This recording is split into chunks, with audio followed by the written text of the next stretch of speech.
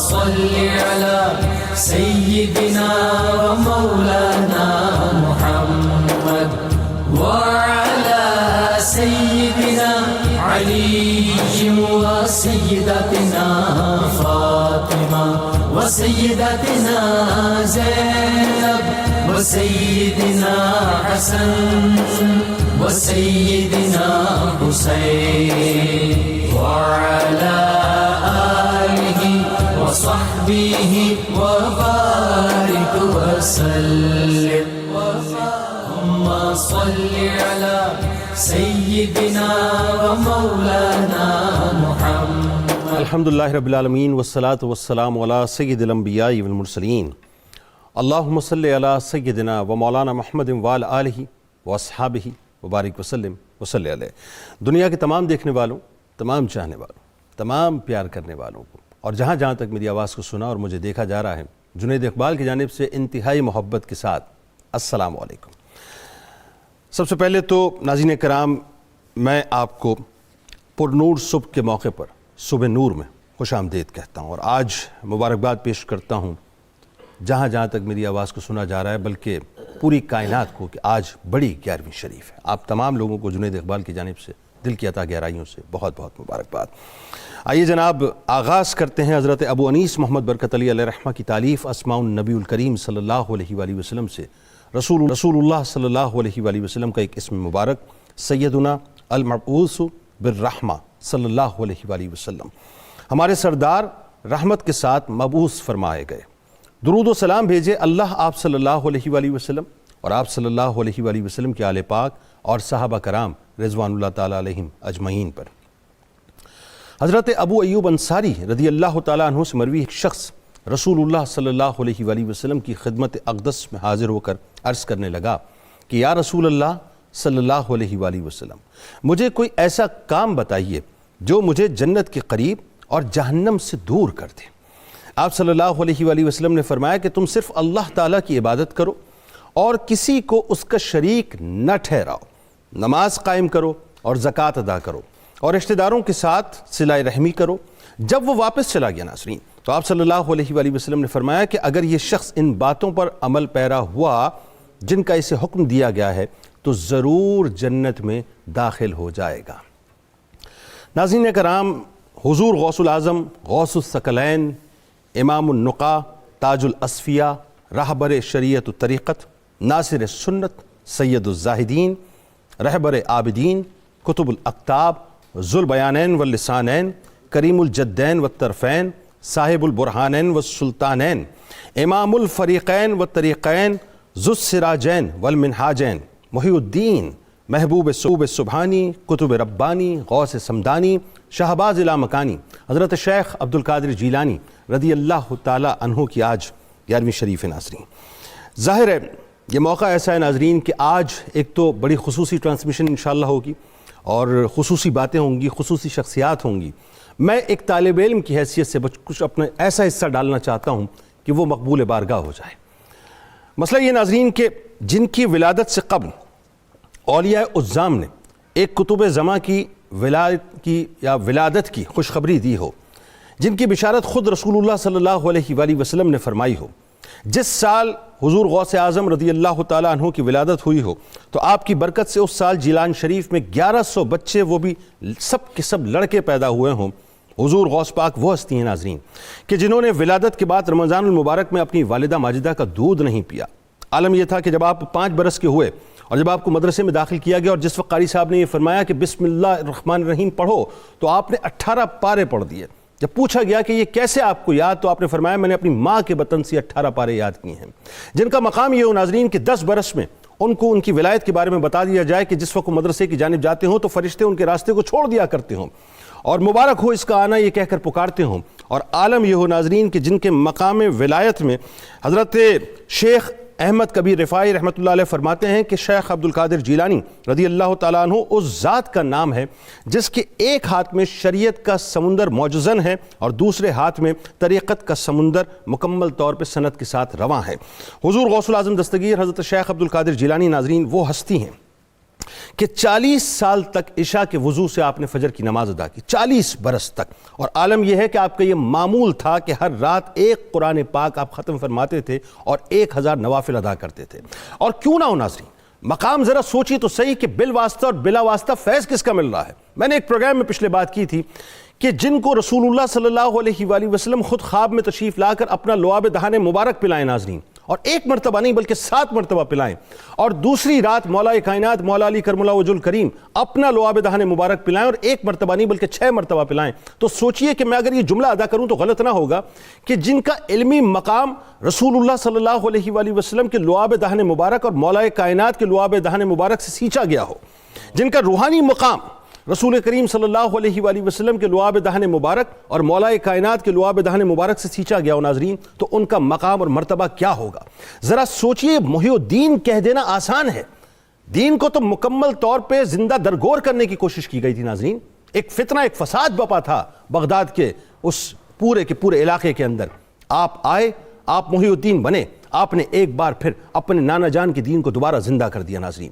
وہ مقام اور مرتبہ کہ جس کے بارے میں لوگ خواہش کریں، دعویٰ دلیل مانگتا ہے صاحب، دلیل مانگتا ہے، لیکن دعویٰ جب کرنے والا وہ ہو کہ جن کو خود براہ راست رسول اللہ صلی اللہ علیہ وآلہ وسلم کی مدد، ان کی نصرت، ان کی اعانت ملی ہوئی ہو، تو پھر دعویٰ ناظرین ایسی دلیل بن کے سامنے آتا ہے کہ آپ نے فرمایا کہ میرا قدم تمام اولیاء کی گردن پر، تو تمام اولیاء کی گردن پر آپ کا قدم ہے۔ اور ایسا ہے ناظرین، ایسا ہے کہ رہتی دنیا تک جتنے بھی سلوک کی راستے کے مسافر ہیں، یا جو تصوف کے راستے کے مسافر ہیں، یا جو تصوف کی شاہراہ پر گامزن ہونا چاہتے ہیں، یا جو طریقت کے دامن کو تھامنا چاہتے ہیں ناظرین، ان کو چاہیے کہ پہلے وہ غوث اعظم رضی اللہ تعالی عنہ سے مکمل طور پہ فیض حاصل کرنے کی کوشش کریں، ان کے دامن کو تھامیں۔ جب ان کے دامن کو تھامیں گے تو تصوف کے سارے دروازے ان کے لیے کھل جائیں گے، اور اولیاء کرام کی وہ صف کی جس صف میں انسان شامل ہونا چاہتا ہے، اس صف میں ان کو بھی کہیں نہ کہیں ضرور مقام مل جائے گا۔ یعنی جملہ ادا کروں تو غلط نہ ہوگا کہ جب تک غوث اعظم کسی بھی شخص کی، کسی بھی عابد کی عبادت کے اوپر مہر نہ لگائیں، اس وقت تک اسے ولایت کی سند نصیب نہیں ہوگی۔ یہ مقام ہے غوث اعظم رضی اللہ تعالی عنہ کا۔ آج پوری دنیا میں ناظرین جو غوث اعظم کے عشاق ہیں، محبت کرنے والے ہیں، ان کا دم بھرنے والے ہیں، آج یقیناً بڑی 11ویں شریف منا رہے ہیں، اور پوری میں ان کا چرچا، اور چرچا کیوں نہ ہو، جنہوں نے رسول اللہ صلی اللہ علیہ وآلہ وسلم کا چرچا ہر 11 تاریخ کو کیا۔ دیکھیں نا ناظرین، نسبت مصطفیٰ کا فیضان ہے کہ جنہوں نے ہر 11ویں کو رسول اللہ صلی اللہ علیہ وآلہ وسلم کا چرچا کیا، اللہ نے ان کے چرچے کو ایسا بلند کیا کہ چرچا تو وہ اللہ کے محبوب کا کرتے تھے، اللہ تعالیٰ نے اس چرچے کے صدقے اور طفیل ایسا ان کا چرچا کروایا کہ اب جب بھی 11ویں آتی ہے پوری دنیا میں ان کے نام کا چرچا ہوا کرتا ہے۔ آج ہمارے ساتھ جو شخصیات موجود ہیں ناظرین، وہ یقیناً کسی تعارف کے محتاج نہیں ہیں، کمال شخصیات ہیں۔ اس پروگرام کو مس مت کیجیے گا، کیونکہ آج غوث اعظم رضی اللہ تعالیٰ عنہ کے حوالے سے بہت ساری باتیں انشاءاللہ آپ سے ہونی ہیں۔ میرے دائیں جانب پہلی شخصیت آپ کے، ہمارے، ہم سب کے انتہائی قابل احترام ہیں، ممتاز عالم دین ہیں، بہت ہی خوبصورت گفتگو کرتے ہیں، محترم جناب علامہ محمد شہزاد مجددی صاحب۔ ان کے ساتھ ساتھ تشریف فرما ہیں، ظاہر ہے ناظرین پیران عظام کا ایک بہت بڑا کردار ہے، اور تصوف کی دنیا کے جو مسافر ہیں ان کا اپنا ایک بہت بڑا کردار ہے۔ ایک بڑی خانقاہ سے آپ کا تعلق ہے، ہمارے آپ کے ہم سب کے انتہائی قابل احترام ہیں، ممتاز اسکالر ہیں، محترم جناب پیر قمر الشکور احمد صاحب ہمارے ساتھ تشریف رکھتے ہیں۔ ان کے ساتھ ساتھ ناظرین تشریف فرما ہیں ملک کے معروف شناخہ، کسی تعارف کے محتاج نہیں ہیں، محترم جناب حافظ محمد ارشد نقشبندی صاحب۔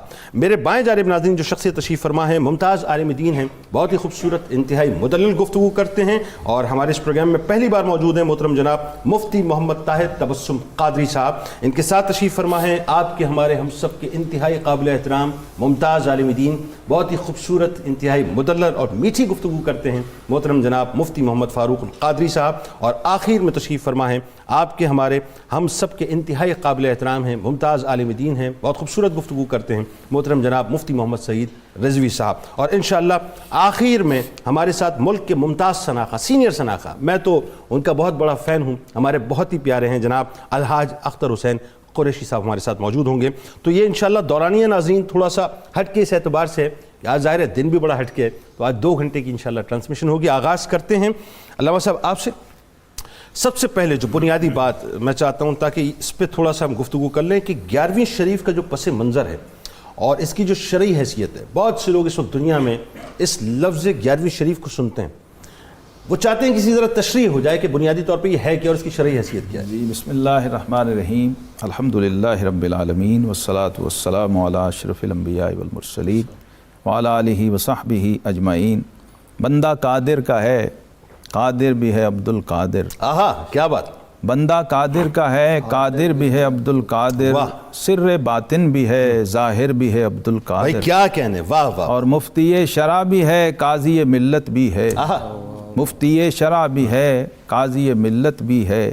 علم اسرار سے ماہر بھی ہے عبد القادر. آہا سبحان اللہ سبحان اللہ. یہ کہنے والے خود امام وقت ہیں، اعلیٰ حضرت امام احمد رضا فاضل بریلوی رحمۃ اللہ تعالی علیہ. بارگاہ غوثیت میں اپنا ہدیہ عقیدت پیش کرتے ہیں اور پھر کہتے ہیں کہ تیرے جد کی ہے 12ویں غوث اعظم، تیرے جد کی ہے 12ویں غوث اعظم، تجھے حق نے دی 11ویں غوث اعظم. آہا ہا ہا سبحان اللہ سبحان. تو اس کو یازدہم شریف بھی کہا جاتا ہے. سینٹرل ایشیا اور جو ہمارے پرشین علاقے ہیں وہاں کہتے ہیں یازدہم شریف، 11ویں شریف، کیونکہ غوث پاک خود مادری طور پہ فارسی بولنے والی شخصیت تھے.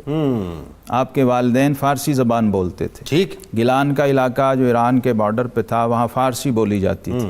بعد ازاں جب آپ آئے عراق میں بغداد شریف میں تو یہاں کی عربی زبان اور عرب ماحول کے اندر آپ نے تعلیم حاصل کی، تو پھر باقی جو سارے کمالات تھے ان کا اظہار عربی لہجے میں فرمایا آپ نے. لیکن بنیادی طور پہ لہٰذا اس کے اثرات آپ دیکھتے ہیں کہ آپ کی اس 11ویں شریف کے اثرات عرب اور عجم دونوں میں پائے جاتے ہیں. ٹھیک بالکل صحیح. عرب میں بھی 11ویں کا فیض پہنچا، عجم میں بھی 11ویں کا فیض پہنچا. 11ویں شریف کیا ہے؟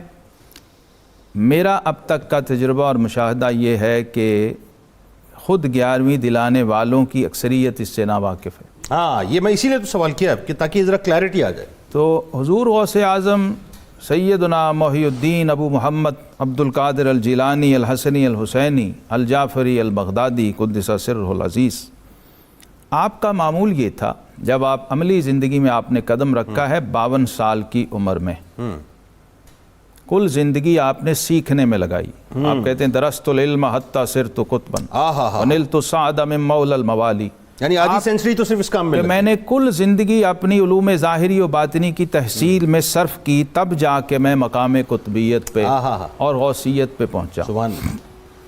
اور 18 سال کی عمر میں گھر سے نکلے ہیں، والدہ محترمہ سے اجازت لی ہے. اور یہ بھی بات بہت کم حلقوں میں بیان ہوتی ہے کہ آپ جب 18 سال کے تھے تو آپ کی والدہ ماجدہ کی عمر 78 سال تھی. آپ کی ولادت اس وقت ہوئی جب آپ کی والدہ کی عمر 60 سال تھی. بالکل اس پہ بات کریں گے. میں چاہتا ہوں علامہ صاحب اسپیسیفکلی جو 11ویں کا معاملہ یہ پس منظر بیان اس لیے کر رہا ہوں کہ اس کا 11ویں سے تعلق ہے. اچھا ٹھیک بالکل صحیح. غوث اعظم رحمۃ اللہ تعالی علیہ نے آ کر سارے علوم ظاہری علوم باطنی پڑھے، اس پہ آگے بات ہوگی. پھر آپ نے باقی کی ساری زندگی 91 سال آپ کی عمر مبارک ہے، اور لفظ کامل سے اس کے اعداد نکالیں تو 91 بنتے ہیں. عاشق کے نکالیں تو آپ کی ڈیٹ آف برتھ نکلتی ہے 471. کیا بات. اور معشوق الہی نکالیں تو آپ کی تاریخ وفات نکلتی ہے ارے کیا بات ہے. 62 ہجری. یعنی آئے تو عاشق، جی ہاں، گئے تو معشوق. واہ واہ واہ واہ واہ کیا بات. محب گئے تو محبوب.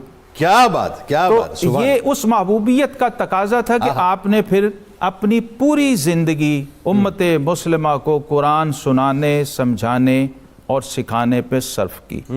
اور آپ کے ہر ہفتے میں 3 مجالس ہوتی تھیں اور ایک مرکزی محفل ہر مہینے عیدگاہ بغداد شریف میں ہوتی. ٹھیک.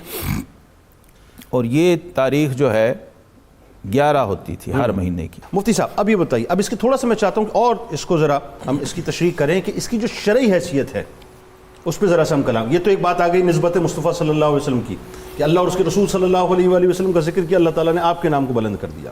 جو شرعی حیثیت ہے 11ویں شریف کی وہ کیا ہے؟ نحمدہ ونصلی ونسلم علی رسول الکریم، اما بعد فاعوذ باللہ من الشیطان الرجیم، بسم اللہ الرحمن الرحیم. بہت شکریہ. اس کے اندر بنیادی بات تو آ گئی علامہ صاحب نے بڑی تفصیل سے اور خوبصورتی سے.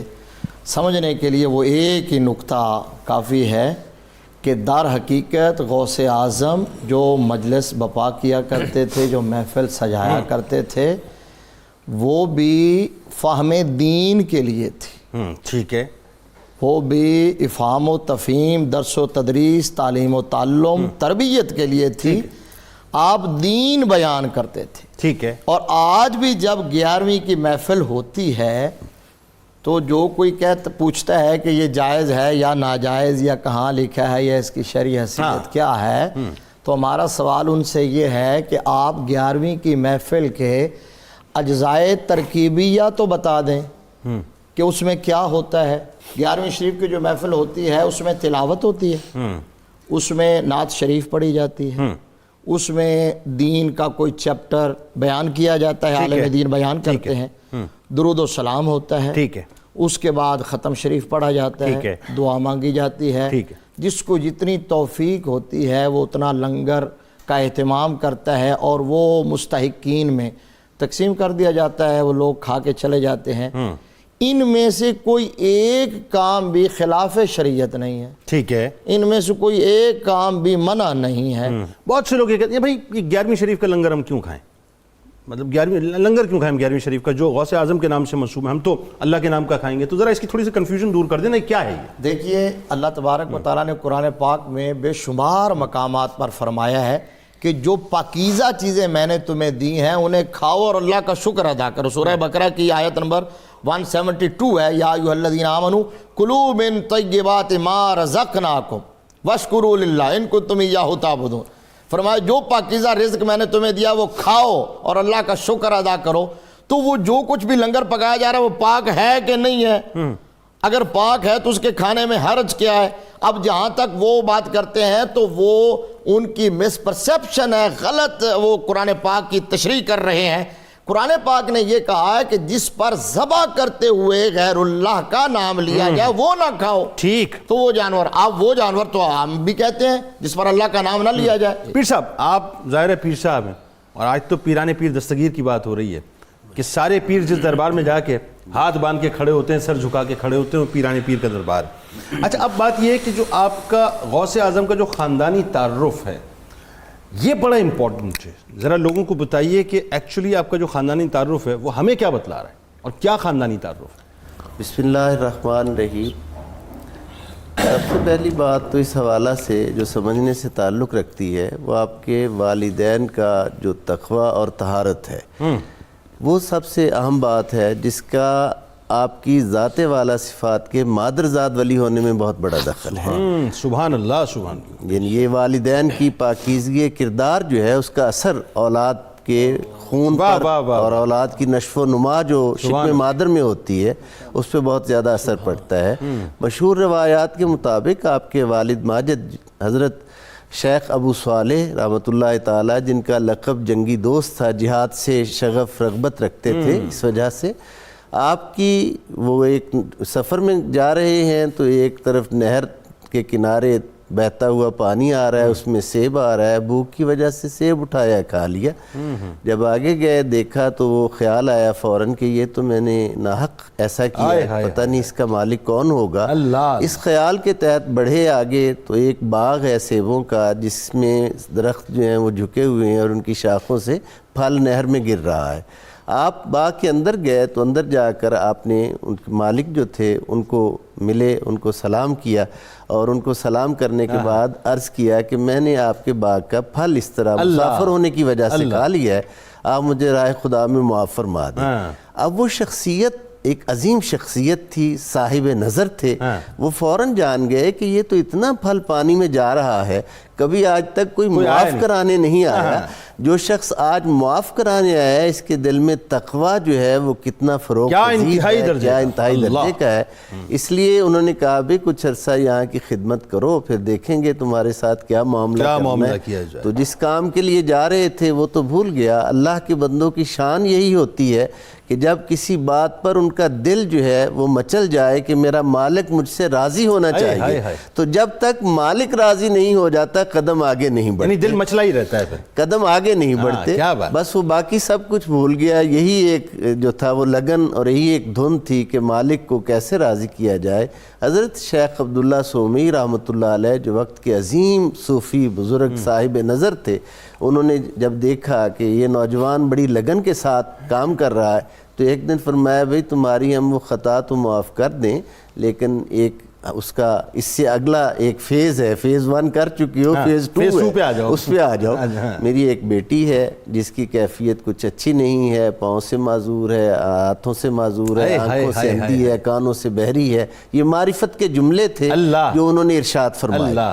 اس سے اگر تم عقد کرو اور مجھ سے وعدہ کرو کہ اسے خوش رکھو تو میں تمہیں وہ جو ہے وہ اس کا عقد کرتا ہوں اور تمہیں اجازت دیتا ہوں۔ یعنی نکاح کرنا پڑے گا، اس کے بعد معافی ملے گی۔ اس کے بعد معافی، بالکل ٹھیک ہے۔ ٹھیک، جب یہ طے انہوں نے کہا کہ میرا تو مقصود ہی اب تک کی محنت کا جو ہے وہ معافی ہے، اور تاکہ میں اپنے پروردگار کی حضور سرخرو ہو جاؤں، جب یہ بات آپ نے رضامندی اس پہ ظاہر کر لی تو حضرت شیخ عبداللہ سومی رحمۃ اللہ علیہ نے تقریب نکاح منعقد کی، اور شب کو حجلہ عروسی میں جب آپ ان کی دلہن کو پہنچایا۔ اب یہ دیکھیے پھر تقویٰ کی شان ذرا دیکھیے کیا ہے کہ آپ جب اندر تشریف لے جاتے ہیں تو آپ دیکھتے ہیں کہ وہاں جو دلہن موجود ہے وہ ہر اعتبار سے مکمل ہے، اس کے تو نہ پاؤں میں نقص ہے، نہ ہاتھوں میں کوئی نقص ہے، نہ بینائی میں کوئی نقص ہے۔ فوراً باہر پلٹے، تیزی سے باہر بھاگے کہ شاید غلطی سے کوئی اور خاتون جو ہے وہ پہنچا دی گئی۔ حضرت شیخ عبداللہ سومی رحمۃ اللہ علیہ دروازے پہ کھڑے تھے، آپ نے فرمایا مجھے پتا تھا تم باہر آؤ گے، مجھے پتا تھا۔ فرمایا میرے بیٹے، میں نے جو اسے آنکھوں سے اندھی کہا اس لیے کہا کہ اس نے کبھی غیر محرم کو نہیں دیکھا، میں نے جو اسے کانوں سے بہری کہا اس لیے کہا کہ گھر کا ماحول اتنا مجھے میرے رب نے پاکیزہ دیا ہے کہ اس کے کانوں نے کبھی غیر شرعی بات نہیں سنی۔ میں نے قدموں سے معذور اسے اس لیے کہا تھا کہ اس کے قدم کبھی رضا الہی کے خلاف نہیں اٹھے، ہاتھوں سے معذور اس لیے کہا تھا کہ مرضی مولا کے بغیر اس کے ہاتھوں نے کوئی کام نہیں کیا۔ اب یہ بیوی مبارکہ جن کا نام مبارک تو فاطمہ تھا اور کنیت ام الخیر تھی، اب یہ دیکھیں سیدہ کونین کا فیض نسباً بھی اور اسماً بھی کیسے آ رہا ہے، کیسے آ رہا ہے کہ یہ بیوی اس گھر میں جب تشریف لاتی ہیں تو اللہ رب العزت جیسے علامہ صاحب نے فرمایا کہ عمر کا وہ حصہ جہاں عام طور پر اولاد سے مایوسی ہو جاتی ہے، اس عمر میں اللہ رب العزت نے یہ عظیم ہستی ان کو عطا فرمائی، اور اس میں اس تقویٰ اور طہارت کا باپ کتنا بڑا متقی، عظیم متقی وقت کے، ماں کتنی پاکیزہ، نانا جان کتنے صاحب عظیم اور صاحب کردار، اور پھر آگے نسل مبارک کا تو ایسے ہی اظہار ہونا۔ بس یہاں قطع کلام کی معذرت، اور میں اصل میں یہ جو بات آپ نے فرمائی کہ جب ماں باپ ایسے ہوں پھر اولاد غوث اعظم ہی ہوگی نا، سلسلہ تو پھر دوسرا ہی ہوگا۔ مفتی صاحب یہاں ایک بات بہت ضروری ہے اور میں چاہتا ہوں کہ لوگوں کو ذرا یہ سمجھائیں کہ عموماً ہم اولادوں کی نافرمانیوں کو لے کے بیٹھتے ہیں، کبھی ہم نے دیکھا کہ ہم نے جو لقمہ کھلایا تھا اولادوں کو وہ کیا وہ لقمہ تھا جو لقمہ کھلانا چاہیے تھا، یا وہ کھلایا جو نہیں کھلانا چاہیے تھا؟ کیونکہ جب نہیں کھلایا ایسا تو پھر غوث اعظم ہے، سلسلہ کچھ اور ہے۔ لیکن اگر وہی بات ہے کہ وہ لقمہ کھلا دیا تو پھر اس کے بعد ہم بعد میں اپنے آپ کو پیٹتے ہیں کہ ہم نے کیا کر دیا۔ یہاں سے آغاز کر کے پھر آپ ذرا خاندانی تعارف پہ آ جائیے۔ جی بسم اللہ الرحمن الرحیم۔ آپ نے اور پیر صاحب نے پجا فرمایا، ہمارے ہاں اولادوں کے بگاڑ کا سب سے بڑا سبب یہ ہے کہ والدین تربیت میں انتہائی تساہل سے کام لیتے ہیں۔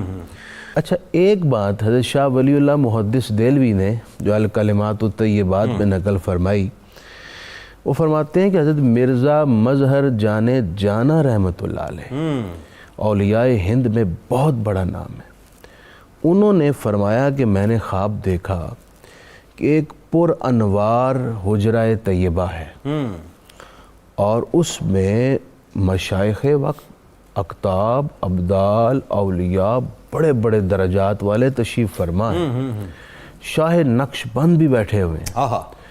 اچانک یہ سارے اٹھے دروازے کی طرف کسی کو ویلکم کرنے آئے، میں بھی کھڑا ہو گیا تو دیکھا کہ حضرت مولا کائنات حضرت سیدنا علی مرتضیٰ تشریف لائے اور آپ کے ساتھ گلیم پوش حضرت ویسے کرنی بھی ہیں، اندر تشریف لائے تو وہاں محفل شروع ہو گئی۔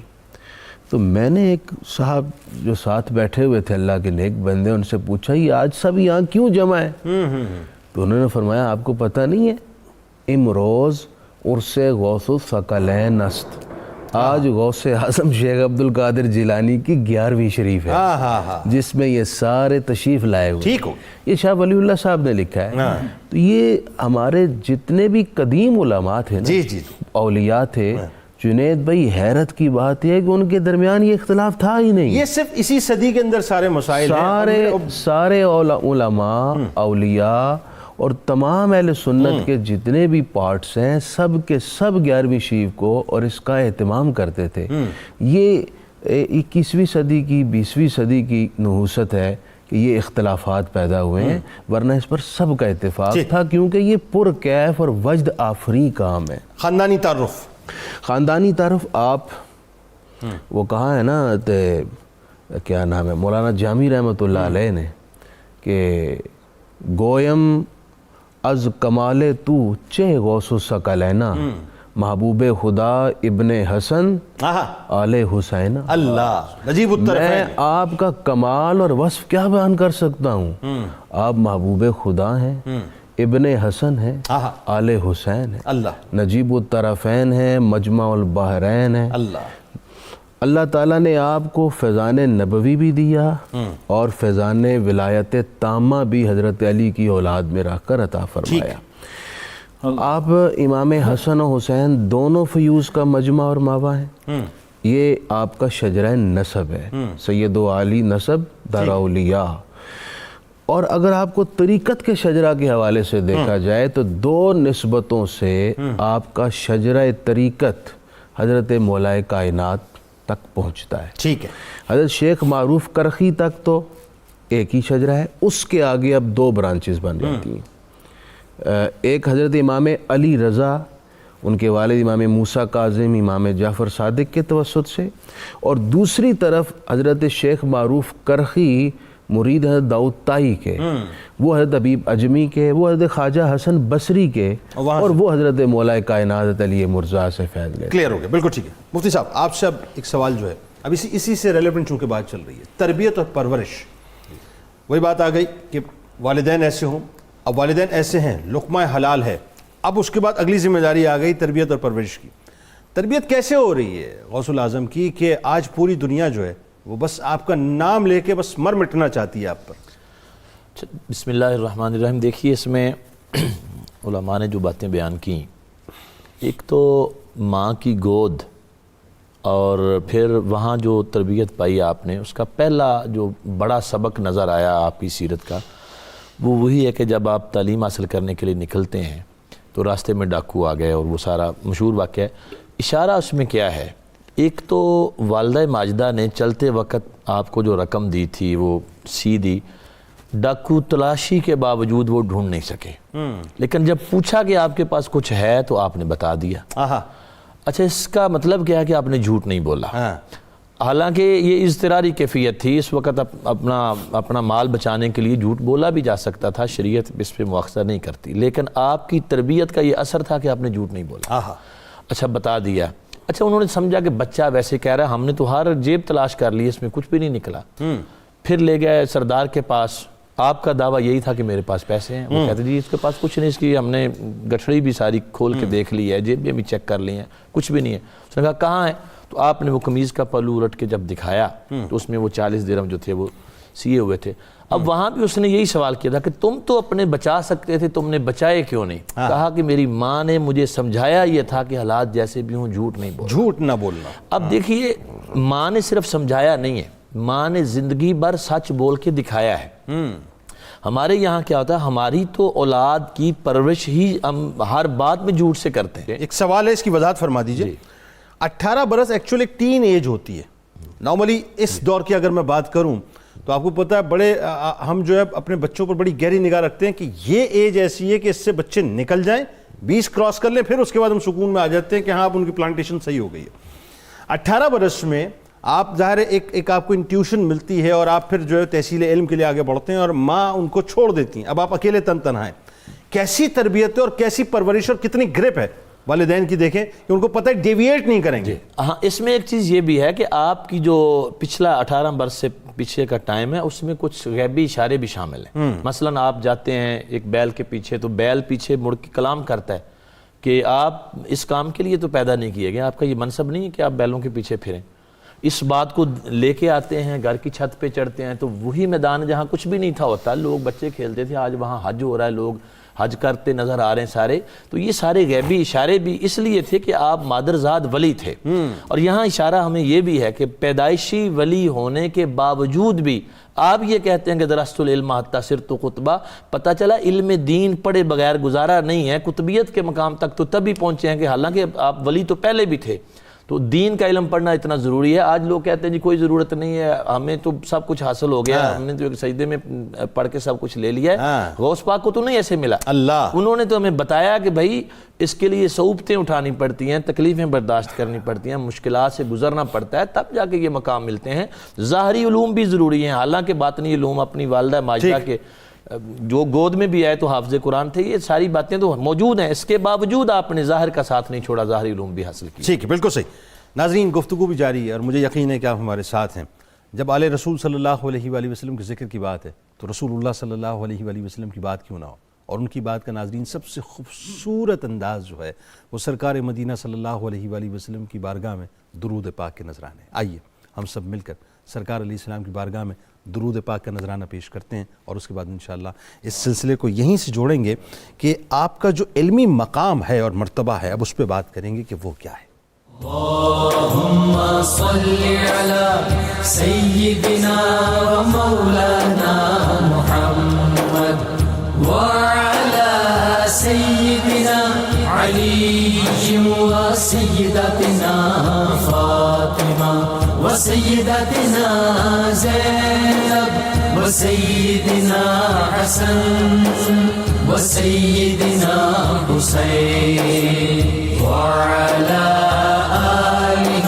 وصحبه وبارك وسلم اللهم صل على سيدنا ومولانا محمد وعلى سيدنا علي وسيدتنا فاطمة وسيدتنا زينب وسيدنا حسن وسيدنا حسين وعلى آله وصحبه وبارك وسلم اللهم صل على سيدنا ومولانا محمد۔ خوش آمدید خواتین و حضرات، ایک بار پھر میں حاضر خدمت۔ بڑی 11ویں شریف کا موقع ہے اور آج حضور غوث الاعظم دستگیر حضرت شیخ عبدالقادر جیلانی رضی اللہ تعالیٰ عنہ کی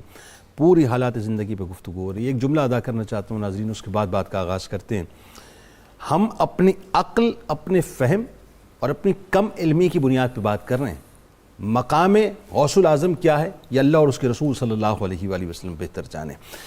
علامہ صاحب، ایک بات جو علمی مقام کی خاص طور پہ میں کبھی کبھی سوچتا ہوں، اور یہ بات میں نے پہلے پروگرام میں بھی کی ہے، کہ کوئی ایک سبجیکٹ اگر آپ کو پڑھانا ہو، آپ کو اس سبجیکٹ پہ جب تک مکمل طور پہ کنٹرول ان کمانڈ نہ ہو، آپ اس کا حق ادا نہیں کر سکتے، دسترس نہ ہو، حق ادا نہیں کر سکتے۔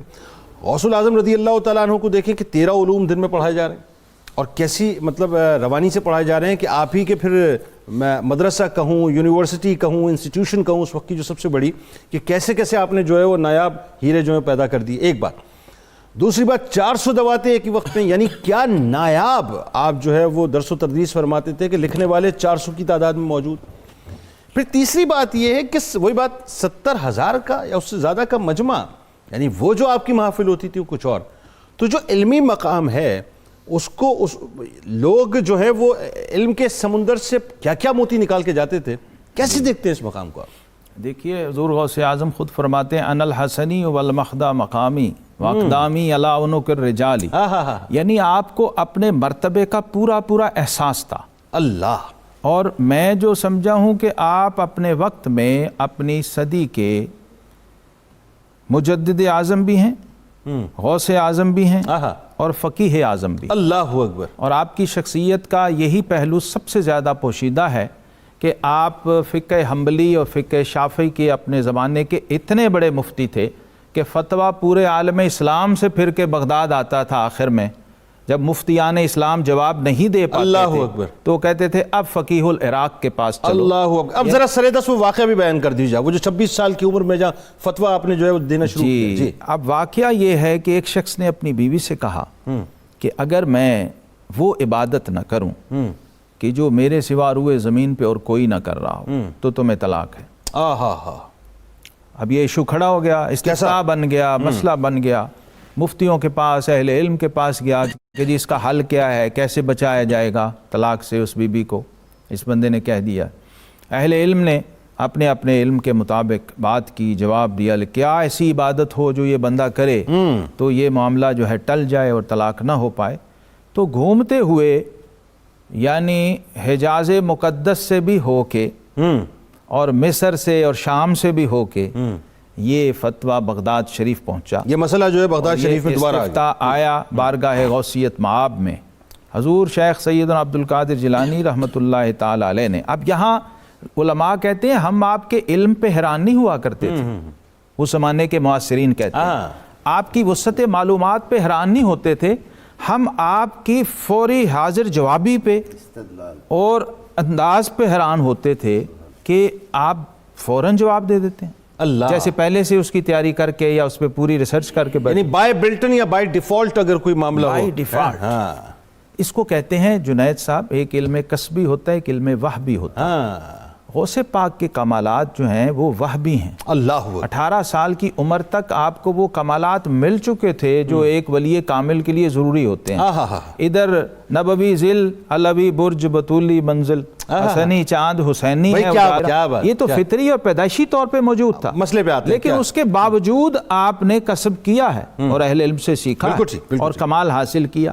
آپ نے فرمایا کہ اس سائل کو کہو کہ بیت اللہ شریف مطاف میں وہاں چلا جائے، مطاف کو خالی کروایا جائے اور یہ کعبۃ اللہ کا طواف کر لے تو اس کی قسم پوری ہو جائے گی اور اس کی بیوی جو ہے وہ طلاق سے بچ جائے گی۔ ٹھیک، اچھا اسی حوالے سے یہ جو ایک جھلک، اس میں ایک اور جھلک مجھے یاد آ گئی اور وہ واقعہ بھی بڑا کمال ہے کہ جب 26 سال کی عمر میں آپ نے پہلا فتویٰ دینا چاہا تو ظاہر جو مفتیان تھے انہوں نے مخالفت کی نا بغداد میں، وہ جو واقعہ وہ بھی تو بتائیے نا، وہ بھی تو کال اور حال ہی کی تو بات ہے، لیکن ساتھ ساتھ علم کی بھی بات ہے، ذرا اس پہ بھی تھوڑا سا کلام ہو جائے تاکہ علمی مقام اور واضح ہو جائے۔ اصل بات یہ ہے کہ اب تک یہی بیان کیا جا رہا ہے کہ یہ محاذ جھلکیاں ہیں، حقیقت کیا ہے، گہرائی کتنی ہے، گہرائی کتنی ہے، اس کو تو آپ خود اپنی زبان سے بیان کرتے ہیں، کہتے ہیں جو یہاں اسرار رموز چھپے ہوئے ہیں، جو خزانہ ہے میرے سینے میں، اگر وہ میں سمندروں پہ ڈال دوں تو خشک ہو جائیں، پہاڑوں پہ ڈال دوں تو وہ ریزہ ریزہ ہو جائیں، آگ پہ ڈال دوں سیدھا غوثیہ میں تو وہ بجھ جائے، اور اگر مردوں پہ ڈال دوں تو لقام بے قدرت المولا تعالی مردے اٹھ کے کھڑے ہو جائیں۔ اللہ، میں مفتی صاحب علمی مقام کے حوالے سے اور جو واقعہ خاص طور پہ اس پہ آپ سے کلام کروں گا، لیکن میں چاہتا ہوں ذرا سا پیر صاحب سے جو ہے، کیونکہ ظاہر ہے آپ ایک خانقاہ کو باقاعدہ جو ہے وہ لے کے چل رہے ہیں، آپ کے خیال میں یہ جو تصوف اور خاص طور پہ جو طریقت کے حوالے سے غوث الاعظم کی جو خدمات ہیں، کیونکہ میں سلسلہ قادریہ کو صرف سلسلہ قادریہ نہیں مانتا، ایک طالب علم کی حیثیت سے میں عرض کر رہا ہوں، میں اسے ایک تحریک مانتا ہوں، یہ ایک تحریک تھی اور یہ تحریک ایک خاص مقصد کے لیے بپا کی گئی، لیکن آج جو ہے ظاہر ہے اس تحریک نے جو ہے وہ کروڑوں لوگوں کو جو ہے وہ اپنا گرویدہ کر لیا ہے۔ تو آپ کیا سمجھتے ہیں کہ جو کام تھا اس سلسلے کے حوالے سے وہ کیا ہوا؟ سب سے پہلی بات جو سمجھنے سے تعلق رکھتی ہے نا جی ہمارے ناظرین کے لیے، وہ یہ ہے کہ اللہ رب العزت کا اپنا اتنا پختہ ایک نظام ہے کہ جب بھی کبھی اسلام کے حوالہ سے کوئی زوال کا دور آتا ہے تو اللہ تعالیٰ کوئی نہ کوئی ایسی عظیم شخصیت پیدا فرماتا ہے جو ملت اسلامیہ کی رہنمائی فرماتی ہے۔ حضرت پیران پیر کی ذات مبارک کو جیسے آگے خوبصورت تذکرہ ہوا، آپ کو اللہ رب العزت نے حضور صلی اللہ علیہ وآلہ وسلم کی وہ خاص شان جس کے لیے حضرت ابراہیم خلیل الرحمن علیہ السلام نے تعمیر کعبہ کے وقت دعا مانگی تھی، ان تمام شانوں کا فیض عطا فرمایا تھا۔ یتلو علیہم آیاتک ویعلمہم الکتاب والحکمہ ویزکیہم، آپ بیک وقت یعنی قرآن حکیم کی تلاوت بھی فرماتے ہیں، اس کا فیض بھی بانٹتے ہیں سرکار کی عطا سے، اور اس کے بعد اس کے معارف بھی جیسے 40 تفاسیر کی بات ہوئی وہ بھی عطا کرتے ہیں، اور دلوں کی کو پاکیزگی جو ہے وہ آپ کی نگاہ سے حاصل ہوتی ہے کہ گم کردہ راہ لوگ جو ہیں وہ آپ کی بارگاہ میں آ کر توبہ کے طلبگار ہوتے ہیں۔ اللہ آپ کے حاضر باش ایک شخصیت، ایک بزرگ جو ہیں، وہ فرماتے ہیں کہ حضور نے، حضرت پیران پیر ممبر پر آئے، جلوہ افروز ہوئے اور ابھی کوئی کلام نہیں کیا، نہ کوئی تلاوت ہوئی کہ محفل میں ایک اضطراب جو ہے وہ مچ گیا، ایک بے چینی، وجد کی، ہر شخص اپنی اپنی جگہ پہ مضطرب ہے۔ وہ کہتے ہیں میں نے خیال کیا کہ ابھی تو زبان سے کچھ فرمایا ہی نہیں، نہ کوئی قاری قرآن نے آیت تلاوت کی ہے، یہ وجد، یہ حال، یہ کس سبب سے؟ تو آپ نے فرمایا کہ میرا مرید، ایک مرید ابھی ابھی بیت المقدس سے ایک قدم میں یہاں پہنچا ہے اور اس نے آ کر میرے ہاتھ پر توبہ کی ہے۔ اللہ۔ اب وہ فرماتے ہیں کہ میرے دل میں یہ خیال آیا کہ حضرت شیخ محقق نے اخبار الخیار میں اس کو بیان کیا، فرماتے ہیں میرے دل میں یہ خیال آیا کہ جسے طے الارض کی یہ شان حاصل ہے کہ وہ ایک قدم میں بیت المقدس سے بغداد پہنچتا ہے، اسے توبہ کی کیا ضرورت ہے؟ ہائے ہائے ہائے ہائے، کیا سوال! یعنی اسے توبہ کی کیا ضرورت ہے؟ وہ تو پہلے ہی مقبولان بارگاہ میں ہے، تو یہ مقام اسے حاصل ہوا ہے۔ آپ فرماتے ہیں جب آپ نے میرے دل کا ملاحظہ کیا تو آپ نے فرمایا جو ہوا میں اڑتے ہیں وہ بھی میرے پاس آتے ہیں اور میرے ہاتھ پر توبہ کرتے ہیں کہ ہم معرفت الہیہ کا مزید درس آپ کی بارگاہ سے لیں۔ یعنی یہ جو تربیت کا عالم ہے کہ کہاں کہاں سے مخلوق جو ہے وہ ظاہراً باطناً آپ کی بارگاہ میں آ رہی ہے اور فیض حاصل کر رہی ہے، اور فرمایا یہ جو تم اضطراب دیکھ رہے ہو یہ میرے اس طالب کے آنے کے استقبال میں قدرت نے اہتمام کیا ہے کہ اس کے آنے کا استقبال ایسا کیا جا رہا ہے۔ اس میں مفتی صاحب ایک بات، اب چونکہ علمی مقام کے حوالے سے میں چاہتا ہوں تھوڑا سا آپ بھی اس پہ کلام فرمائیے کہ ہم تو بہت ہی محدود علم رکھتے ہیں، اور وہاں تو بات یہ ہے کہ بالواسطہ اور بلا واسطہ علم منتقل کیا جا رہا ہے، اس علم کی شان، اس کا مقام کیا ہوگا؟ کیا بیان کر سکتے ہیں اس کو اس طرح؟ دیکھیں جی، بات یہ ہے کہ آغاز کلام میں بھی جناب مجددی صاحب نے خوبصورت پیرائے بیان میں آپ کے علم پر گفتگو کی۔ آپ حافظ الحدیث بھی تھے۔ حافظ الحدیث اسے کہتے ہیں جس کو 1,00,000 احادیث کم از کم سندن اور متنن یاد، جبکہ بعض محدثین نے لکھا ہے کہ 3,00,000 احادیث سندن اور متنن جس کو یاد ہوں اسے حافظ الحدیث کہتے ہیں۔ آپ فقیہ بھی تھے، پھر آپ نہ صرف ان ظاہری علوم سے بھرپور تھے بلکہ باطنی علوم میں آپ کا مثل کوئی نہیں تھا، کیونکہ وہ شیخ احمد رفاعی رحمۃ اللہ علیہ سے ان کے ایک اسٹوڈنٹ نے پوچھا کہ حضرت شیخ عبد القادر جیلانی کا مقام کیا ہے، تو وہ فرمانے لگے وہ اپنی مثال آپ ہی ہیں، اپنی مثال کوئی اور مثال نہیں دی جا سکتی۔ اللہ حضور غوث الثقلین نے علمی مقام نہ صرف ظاہر علوم باطنی علوم میں یہ عالم تھا کہ آپ نے آپ کی تصانیف ہیں، فتوح الغیب کا پیر صاحب نے حوالہ دیا، الفتح الربانی ہے، سر الاسرار شریف ہے، غنیۃ الطالبین، گراں قدر آپ کے ملفوظات موجود ہیں۔ اس کے علاوہ بھی جو آپ کے ان کتابوں کے علاوہ جو آپ کے ارشادات ہیں وہ آپ کی سیرت السوانح پر لکھی ہوئی کتابوں میں موجود ہیں۔ آپ رضی اللہ تعالیٰ عنہ اس کے علاوہ اپنی جو واعظ اور تقریر کے ذریعے مخالفت نفس پر بیان دیتے، تزکیہ و تطہیر کے لیے خطاب فرماتے، وہ ایک علیحدہ چیپٹر ہے۔ آپ کے علم کی اس پر بھی یہ بھی دلیل ہے کہ آپ نے 40 سال تک بیٹھ کر تدریس فرمائی، علوم آنے والی نسل میں منتقل کیے۔ ہر سال 3,000 طلبہ آپ کے سامنے زانو تلمذ طے کر کے فارغ التحصیل ہوتے جمیع علوم اور معارف سے، بلکہ شیخ ابن قدامہ المقدسی جب حنبلی فقہ کے بہت بڑے امام ہیں بغداد آئے تو کسی جگہ پڑھنے سے پہلے، کسی انسٹیٹیوٹ کا انتخاب کرنے سے پہلے معلوم کیا جاتا ہے کہ فلاں کالج اچھا ہے یا فلاں یونیورسٹی اچھی ہے، تو انہوں نے بھی معلومات لیں، پوچھا کہ اس وقت قرآن کے علوم میں سب سے ماہر استاذ کون ہے جو بحر العلوم، تو بتایا گیا شیخ عبد القادر ہیں۔ پوچھا کہ حدیث میں شیخ عبد القادر ہیں، اللہ تجوید میں شیخ عبد القادر ہیں، اچھا فقہ میں جی شیخ عبد القادر ہیں، تصوف میں جی کہتے جس علم کا پوچھا تو غوث الثقلین تھے، بلکہ وہ ابو الخشاب جو ناوی تھے وہ حضور غوث الثقلین کی خدمت میں آئے تو آپ نے فرمایا میرے پاس پڑھو میں تمہیں سیبویہ بنا دوں گا ناو کا۔ وہ کہتے ہیں میں نے چند دنوں میں نحو کے متعلق وہ کچھ پڑھ لیا جو میں نے اس سے قبل ایک دہائی میں بھی نہیں پڑھا۔ اب تھوڑا سا روحانی مقام کے حوالے سے بات کرتے ہیں، پھر وہی بات میں یہاں پہ تھوڑا سا حاشیہ لگا کے کہ ہم کیا اور ہمارا علم کیا کہ ہم اور ہمارا فہم کیا کہ ہم ان کے روحانی مقام پہ بات کریں۔ جو پڑھا، جو سمجھنے کی کوشش کی، بس اسی کو بیان کیجئے کہ کیا ہے ان کا روحانی مقام۔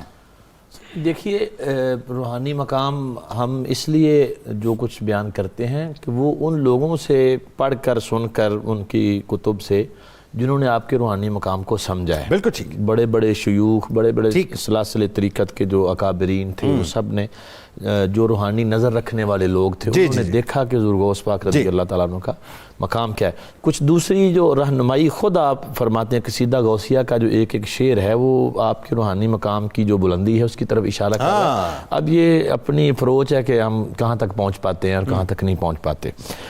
اس میں سمجھنے والی بات یہ ہے کہ جب رسول اکرم صلی اللہ تعالی وسلم خود ان کی روحانی تربیت فرما رہے ہیں، ان کو انگلی پکڑ کے روحانی سفر پہ چلا رہے ہیں خود سرکار آقا کریم علیہ السلام، تو پھر ان کی روحانی بلندیوں تک کون پہنچ سکتا ہے؟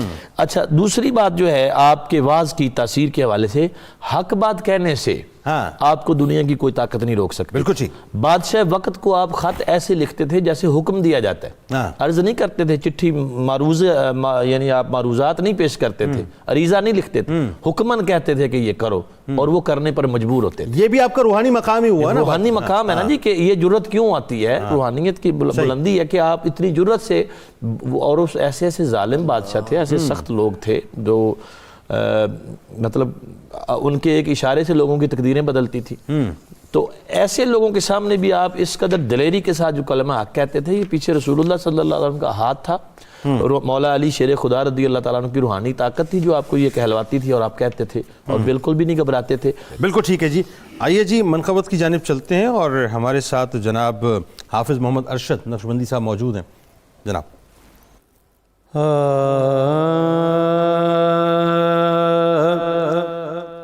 شاہ بغداد صدا بول ہے بالا تیرا، شاہ بغداد صدا بول ہے بالا تیرا، کیوں نہ ہو صاحب معراج ہے بابا تیرا، کیوں نہ ہو صاحب معراج ہے بابا تیرا، نبوی ذو علوی رنگ بطولی عفت، نبوی ذو علوی رنگ بطولی عفت، حسنی اور حسینی ہے سراپا تیرا، حسنی اور حسینی ہے سراپا تیرا،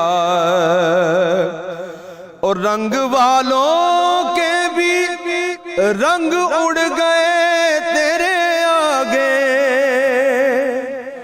رنگ والوں کے بھی رنگ اڑ گئے تیرے آگے، ذات بے رنگ نے وہ رنگ جمایا تیرا، ذات بے رنگ نے وہ رنگ جمایا تیرا، اور کیوں فرشتے نہ ستاروں سے بھرے مانگ اس کی،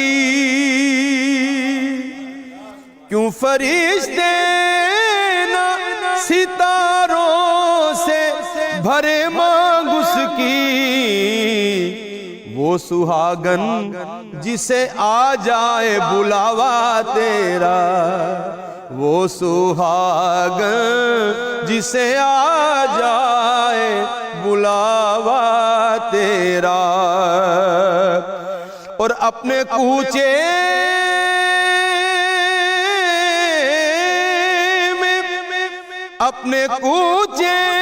میں جگہ دے کہ نہ جائے گا کہیں، اپنے کوچے میں جگہ دے کہ نہ جائے گا کہیں، تیرے در سے یہ نمک خوار پرانا تیرا، تیرے در سے یہ نمک خوار پرانا تیرا، تیرے در سے یہ نمک خوار پرانا تیرا، اور جس نے دنیا میں کہا غوث ہے میرے میرے، جس نے دنیا میں کہا غوث ہے میرے میرے، وہ قیامت میں بھی کہلائے گا تیرا تیرا، وہ قیامت میں بھی کہلائے گا تیرا تیرا، شاہ بغداد صدا بول ہے بالا تیرا، کیوں نہ ہو صاحب معراج ہے بابا تیرا۔ اللهم صل على سيدنا ومولانا محمد وعلى سيدنا علي وسيدتنا فاطمة وسيدتنا زينب وسيدنا حسن وسيدنا حسين وعلى آله وصحبه وبارك وسلم اللهم صل على سيدنا ومولانا محمد وعلى سيدنا علي وسيدتنا فاطمة وسيدتنا زينب وسيدنا حسن وسيدنا حسين وعلى آله وصحبه وبارك وسلم اللهم صل على سيدنا ومولانا محمد۔ خوش آمدید خواتین و حضرات، ایک بار پھر بڑی 11ویں شریف کے موقع پر اس خصوصی نشریات کے ساتھ میں حاضر خدمت ہوں، اور ابھی ناظرین ہمیں جوائن کیا ہے آپ کے ہمارے ہم سب کے انتہائی قابل احترام، انتہائی سینئر شناخہ، مقبول بارگاہ کلام پڑھے، بہت خوبصورت کلام پڑھ رہے ہیں، اور دعا ہے کہ اللہ تعالیٰ اسی انداز سے ان سے سرکار مدینہ صلی اللہ علیہ وآلہ وسلم کی ثنا اور توصیف کراتا رہے۔ ہمارے بزرگ ہیں، بہت پیارے ہیں، جناب الحاج اختر حسین قریشی صاحب، آپ کو خوش آمدید کہتا ہوں۔ السلام علیکم ناظرین اکرام، میں وقفے سے قبل ایک بات کر رہا تھا، اور وہ بات بڑی توجہ طلب ہے۔ یہ جو صوفیہ ہوتے ہیں نا ناظرین، یہ کمپرومائز نہیں کرتے، ان کی زبان پر ہمیشہ حق ہوا کرتا ہے، اور یہ کسی سے ڈرتے بھی نہیں ہیں۔ ان کو اس بات کی پرواہ نہیں ہوتی کہ کرسی پر بیٹھا ہوا شخص کون ہے، ان کو اس بات کی بھی پرواہ نہیں ہوتی کہ اس کے پاس کتنی طاقت ہے، کتنی پاور ہے۔ ان کو صرف اس بات کی پرواہ ہوتی ہے کہ اصل پاور تو ہمارے رب کے پاس ہے، جو کچھ کہنا ہے سچ کہنا ہے، سچ کے علاوہ کچھ نہیں کہنا۔ ایک واقعہ ناظرین حضور غوث الاعظم رضی اللہ تعالیٰ عنہ کا ہے کہ ایک مرتبہ خلیفہ المستجد باللہ نے دعائے خیر کی غرض سے آپ کی خدمت میں 10 توڑے اشرفیاں جو ہیں نظر کے طور پہ بھیجی۔ آپ نے انکار فرما دیا۔ جب خلیفہ نے قبول فرمانے پر اصرار کیا تو آپ نے اپنے دونوں ہاتھوں میں چند اشرفیوں کو لے کر اس کو یوں ناظرین رگڑنا شروع کیا، ایسے رگڑنا شروع کیا، اس سے خون بہنے لگا۔ تو آپ نے خلیفہ سے فرمایا کہ تمہیں اللہ سے شرم نہیں آتی ہے؟ انسانوں کا خون پیتے ہو، اس کو کھاتے ہو، اور اس کے بعد اسے جمع کر کر میرے پاس لے کے آتے ہو۔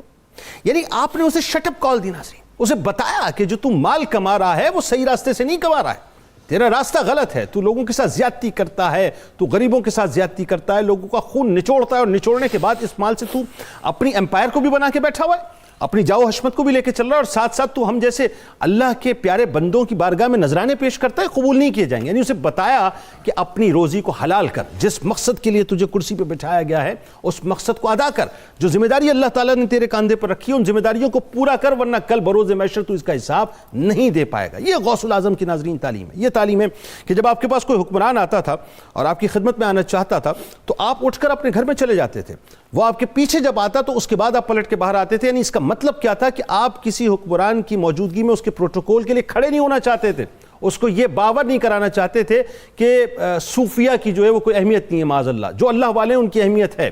یعنی جب پیچھے آتا تو اس کے بعد آپ پلٹ کے باہر آیا کرتے تھے، اس کو بتاتے تھے کہ اصل مقام کیا ہے، ہمارا مرتبہ کیا ہے۔ اس کے ساتھ ساتھ ناظرین میں آپ کو ایک اور بات بتاؤں کہ یہ جو بنیادی طور پہ شیخ عبد القادر جیلانی رضی اللہ تعالیٰ عنہ کے جلال کی بات ہوتی ہے، اس میں ایک بات اور بڑی کام کی ہے کہ کسی حکمران کو جب آپ کوئی خط لکھتے تھے ناظرین تو بڑے سخت لہجے میں آپ اس سے بات کرتے تھے۔ آپ یوں فرماتے تھے کہ عبد القادر تجھے یوں حکم دیتا ہے کہ اس حکم کو تو نافذ کر، اس کی اطاعت تجھ پر واجب ہے، وہ تیرا پیشوا اور تجھ پر حجت ہے۔ اور جب حکمرانوں کو ناظرین خط ملتا تھا تو وہ ظاہر ہے جانتے تھے کہ غوث الاعظم کے حوالے سے ادھر ادھر کی کوئی بات نہیں ہو سکتی، تو آپ کے خط کو ملنے کے بعد چوما کرتا تھا، اس کو آنکھوں سے لگایا کرتا تھا اور آپ کی فرما برداری کیا کرتا تھا۔ بس یہ جو وصف ہے ناظرین، یہ وہ وصف ہے کہ خدا کرے کہ آج ہماری خانقاہوں میں یہ بات شامل ہو جائے تو یقین مانیے بہت سی پریشانیوں کا حل تو ویسے ہمیں نظر آ جائے گا۔ علامہ صاحب تعلیمات کے حوالے سے بات ہو رہی ہے، اب ظاہر ایک بات یہ بھی ہے ساتھ ساتھ تو غوث الاعظم کی تعلیمات بالکل کیٹیگوریکل اور اسٹریٹ ہے، ادھر ادھر کی کوئی بات ہی نہیں۔ فقیری میں بھی وہ اللہ والے تھے غیور اتنے کہ منعم کو گدا کے ڈر سے بخشش کا نہ تھا یارا، سخی ڈرتا تھا کہ کہیں گدا ردی نہ کر دے۔ تو یہ حیبت، یہ جلالت کہیں سے آتی ہے، کسی وجہ سے آتی ہے۔ جنید صاحب، حضور غوث اعظم رضی اللہ عنہ جب بھی آپ بات کر رہے تھے تو بادشاہ نہیں تھا، وہ خلیفہ وقت، خلیفہ اور ہوتا ہے، بادشاہ اور ہوتا ہے۔ خلیفہ کو اور 5 عباسی خلفاء کا دور آپ نے گزارا ہے اور ان کے گریبان میں ہاتھ ڈال کے گزارا ہے۔ یعنی سوچی کتنا کٹھن مرحلہ۔ ساری دنیا کی شکایتیں دربار خلافت عباسی میں جاتی تھیں اور دربار خلافت کی شکایتیں بارگاہ غوثیت میں آتی۔ اللہ اکبر، یہ آپ کی شان حیبت و جلالت تھی۔ اور آپ آخری جو آپ کمنٹ لکھا کرتے تھے نا کہ اگر اس پہ عمل درآمد نہ ہوا اور اس حکم کا نفاذ نہ ہوا تو صبح تمہاری جگہ تخت پر کسی اور کو بٹھا دیں گے۔ یعنی اس کو یہ معلوم تھا کہ پھر ہونا یہی ہے۔ بلاد اللہ ملکی تحت حکمی حکمی نافذ فی کل حالی۔ آپ کو قلبی قد صفالی، جی، اور آپ کو اپنے مقام کا پتہ تھا، اپنے مرتبے کا، اپنے تصرف کا، جو قوت آپ کو ملی ہوئی تھی اس کا اندازہ تھا۔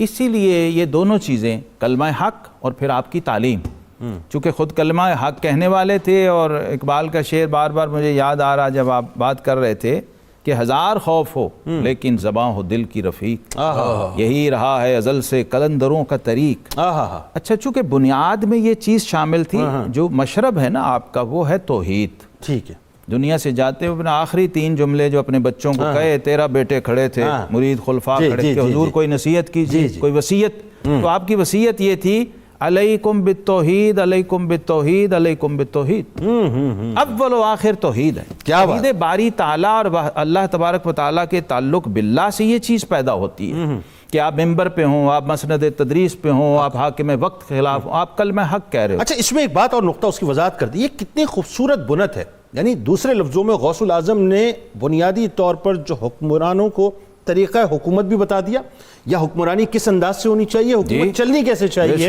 کہ ایک یوں سمجھ لیجئے کہ ایک کمبینیشن تھا۔ آپریشنل معاملات جو سیٹ پہ بیٹھے ہوئے ان کے پاس ہیں اور جو روحانی پاورز ہیں وہ یہاں موجود ہیں۔ اب جو ہم کہیں گے ویسے حکومت انتظامی امور کو کنٹرول کر رہے ہیں، اس کی میں وجہ کنٹرول اینڈ کمانڈ ان کے پاس۔ روحانی ریزن کیا ہے؟ روحانی ریزن یہ ہے کہ آپ کتب ارشاد بھی تھے اپنے وقت کے اور کتب مدار بھی تھے۔ واہ واہ واہ، 2 کتب ہوتے ہیں، ایک تکوینی امور کو ہینڈل کرتا ہے، ایک ارشاد کے، ہدایت کے، تبلیغ کے، رشد کے معاملات کو دیکھتا ہے۔ آپ کو بیک وقت یہ دونوں منصب عطا ہوئے۔ تکوینی امور کیا ہے؟ احیاء و اماتت ہے اور تحریک و تخریق ہے اور خرق و غرق ہے۔ یہ فصلوں کا اگنا، یہ بارشوں کا برسنا، یہ جنگوں کا فتح ہونا، یہ حکومت کے امور کا، یہ تکوینی امور ہیں سارے، ٹھیک ہے، جو زمینی اور آسمانی معاملات۔ سر اسی موضوع پہ رہیں تھوڑا سا اور، اس کا مطلب یہ ہو کہ عالم اسلام میں اس وقت مجھے تو کوئی ایسی مثال نظر نہیں آتی کہ جو مثال، مفتی صاحب بڑی ایک مجھے کام کی بات سمجھ آ رہی ہے کہ جو مثال غوث الاعظم نے سیٹ کی ہے، یعنی جو کنٹرول اینڈ کمان آپ نے، بظاہر تو لوگ حکمرانی کر رہے ہیں، سیٹ پہ بیٹھے ہیں، لیکن اصل کنٹرول اینڈ کمان جو ہے وہ خانقاہوں کے پاس ہے، تصوف کے لوگوں کے پاس، اولیاء اللہ کے پاس ہے۔ تو جو انٹیوشنز آ رہی ہیں، جو احکامات آ رہے ہیں، وہی احکامات منو جو ہے اس پہ عمل کروایا جائے۔ مَا مِن قَرْيَةٍ إِلَّا فِيهَا قُطْبٌ، شیخ اکبر نے لکھا، امام محی الدین ابن عربی رحمۃ اللہ علیہ، جو غوث پاک کے معنوی فرزند بھی ہیں، آپ کے والد گرامی بڑی بارگاہوں میں گئے کہ اولاد ہو جائے، نرینہ اولاد ہو جائے، لوگوں نے کہا لوح محفوظ پہ ہے ہی نہیں، تقدیر میں ہی نہیں، ہم کیا کریں؟ بزرگوں نے کہا، بارگاہ غوثیت میں آئے تو فرمایا لوح محفوظ پہ تیرا بیٹا نہیں ہے، لیکن میری صلب میں ایک بیٹا ہے، وہ میں تمہیں دیتا ہوں۔ اللہ، اپنی پشت سے پشت ملائی اور وہ کنورٹ کر دیا، ٹرانسفر کر دیا، شیخ اکبر محی الدین ابن عربی اپنے بیٹے کو دوسرے کی پشت میں، اللہ، تو وہاں وہ کہتے ہیں کہ کوئی بستی، کوئی قریہ ایسا نہیں ہے جس میں اللہ کا ایک صاحب تصرف بندہ نہ ہو، وہ ابدال ہو، وہ کتب ہو، صاحب حال ہو، جس سے کام لیا جائے۔ شاہ عبدالعزیز محدث دہلوی رحمۃ اللہ علیہ نے حدیث پڑھاتے ہوئے جب حدیث ابدال پڑھائی نا، تو دورہ حدیث کے طالب علموں کو یہی بات سنائی کہ ہر بستی میں ایک ایسا درویش ڈیوٹی والا بندہ ہوتا ہے۔ کلاس ختم ہو گئی، لیکن جو سینئر اسٹوڈنٹس تھے نا، وہ پیچھے شیخ کے ساتھ ساتھ جو قریبی، کہا حضور دلی میں کون ہے؟ دلی مرکزی شہر، یہاں بھی تو کوئی ہوگا۔ فرمایا وہ جو جامع، پہلے تو ٹالا بہت، لیکن جب اصرار کیا نا تو کہا کہ جامع مسجد دہلی کے تھڑے پر جو خربوزہ فروش ہے نا، اس وقت اس کی ڈیوٹی ہے۔ اللہ اللہ، جی یہ بھی ہے، یہ جو تکوینی امور والے ہیں نا، یہ جبے کبے میں نہیں ہوتے، یہ انڈر گراؤنڈ مستور الحال ہوتے ہیں درویش۔ تو کہا وہ ہے۔ جب یہ طالب علم مل کے گئے چیک کرنے کے لیے، کہا بابا جی خربوزہ کھلائیں، ان کو لو کھاؤ، ایک خربوزہ، دوسرا خربوزہ، تیسرا، وہ چھیلتے گئے، کاٹتے گئے، کہا جی پھیکا ہے، مزہ نہیں آیا، کہا بیٹا اور لے لو، پھر پھینکا، آدھا کھایا، آدھا پھینکا، کہا اور لے لو، ساری جو چھابڑی تھی اڑا دی۔ بابا جی ناراض نہیں ہوئے، اللہ، کہا اچھا بیٹا اب اچھے لائیں گے تو پھر وہ کھا لینا۔ اب انہوں نے روٹین بنا لی، جانا مزے سے خربوزے کھانے اور آ جانا۔ کچھ عرصے بعد وہ بابا جی وہاں نہیں رہے، تو آپ نے پھر پوچھا استاد سے، کہا کہ حضور ڈیوٹی تو بہرحال باقی ہے، بندہ غائب ہے، اس کا مطلب کوئی نیا بندہ آیا ہوگا؟ تو آپ نے فرمایا ہاں وہ بدل گیا ہے، اب وہ مشق والا آ گیا ہے، ہائے ہائے ہائے، وہ جو پانی چھڑکتا ہے، اللہ، اس کی ڈیوٹی لگ۔ اللہ، اب یہ لوگ گئے اور جا کہا بابا جی پانی پلائیں، بابا جی نے کہا پیو، یوں ہاتھ کیے، انہوں نے مشق کا منہ کھولنا تو اس نے ہاتھ یوں چھوڑ دیا، تو بابا جی نے ایک تھپڑ رسید کیا، فرمایا سارے خربوزوں والے سمجھے۔ اللہ اللہ اللہ، کیا ڈیوٹی والے لوگ تھے، حضور غوث پاک رضی اللہ تعالیٰ عنہ ان کے ہیڈ تھے، امام تھے، اور خضر علیہ السلام نقیب الاولیاء، وہ اس ہر وقت آپ کے ساتھ ہوتے تھے۔ آپ کے اس تصرف روحانی کی تاثیر دیکھیے کہ جو وقت کا چور بھی تھا نا، وہ بھی آپ کے اس فیض اور آپ کے اس روحانی اثر سے خالی نہیں تھا، آپ کے اپنے گھر چوری کرنے آ گیا۔ وجہ کیا تھی کہ آپ کا جبہ مبارک جو تھا عباسی خلیفہ کے جبہ سے قیمتی ہوتا تھا، اور عباسی خلیفہ جاسوس چھوڑتا تھا کہ ڈھونڈو شیخ کپڑا کہاں سے لیتے، بڑے شان سے رہتے تھے، فقیہانہ شان تھا۔ چور جب آیا، رات چھپا رہا کہ اب مجھے موقع ملے تو میں چوری کروں۔ شیخ اپنی وہی 40 سال شب بیداری چل رہی تھی، آپ تو عبادت میں مشغول تھے، سوئے نہیں، وہ چھپا رہا۔ فائنلی آپ جب فارغ ہوئے نا تو کہا باہر آ جاؤ، اسے بلا لیا، وہ کانپنے لگا، ان کو پتہ لگ گیا، معاف کر دیں۔ فرمایا بھائی بات یہ ہے کہ جو تم یہاں ڈھونڈنے آئے ہو نا وہ یہاں ہے ہی نہیں، کرنسی اور سکہ اس کا داخلہ آپ کے گھر کی حدود میں بند تھا، ٹھیک ہے، کبھی کوئی اشرفی درہم دینار آپ کے گھر نہیں گیا، ٹھیک ہے، لیکن فرمایا جو یہاں ہے وہ تجھے دے کے بھیجی، ہائے ہائے ہائے، خالی نہیں بھیجی، کہ تم آئے ہو کسی طلب میں آئے ہو، تلاش میں آئے ہو۔ حضرت خضر علیہ السلام آئے اسی وقت اور آ کے کہا کہ حضور فلاں علاقے کا ابدال فوت ہو گیا، اس کی اپوائنٹمنٹ کرنی، اللہ، تو آپ نے اسی چور کو گلے لگایا، ابدال بنایا، وہ فیض منتقل کیا، اس مقام پہ پہنچایا اور ہاتھ خضر علیہ السلام کے ہاتھ میں دیا، کہا اس کو لے جاؤ یہ اب ابدال۔ یعنی وہ جتنی بھی پرانی بوسیدہ وردیاں تھیں چوری کی وہ تروائیں اور ابدال کی وردی پہنا، کیفیت ہی چینج کر دی نا، نگاہ ولی میں وہ تاثیر دیکھی، بدلتی ہزاروں کی تقدیر دیکھی، چور کو کتب بنانے کا کانسیپٹ یہاں سے ملتا ہے۔ اچھا اب چونکہ تعلیمات ہی پہ ابھی ابتدا میں بات ہوئی، میں چاہتا ہوں اسی پہ تھوڑا سا ربط میں اور بات ہو جائے کہ آپ کی تعلیمات کا جو بنیادی فوکس ہے وہ کیا ہے؟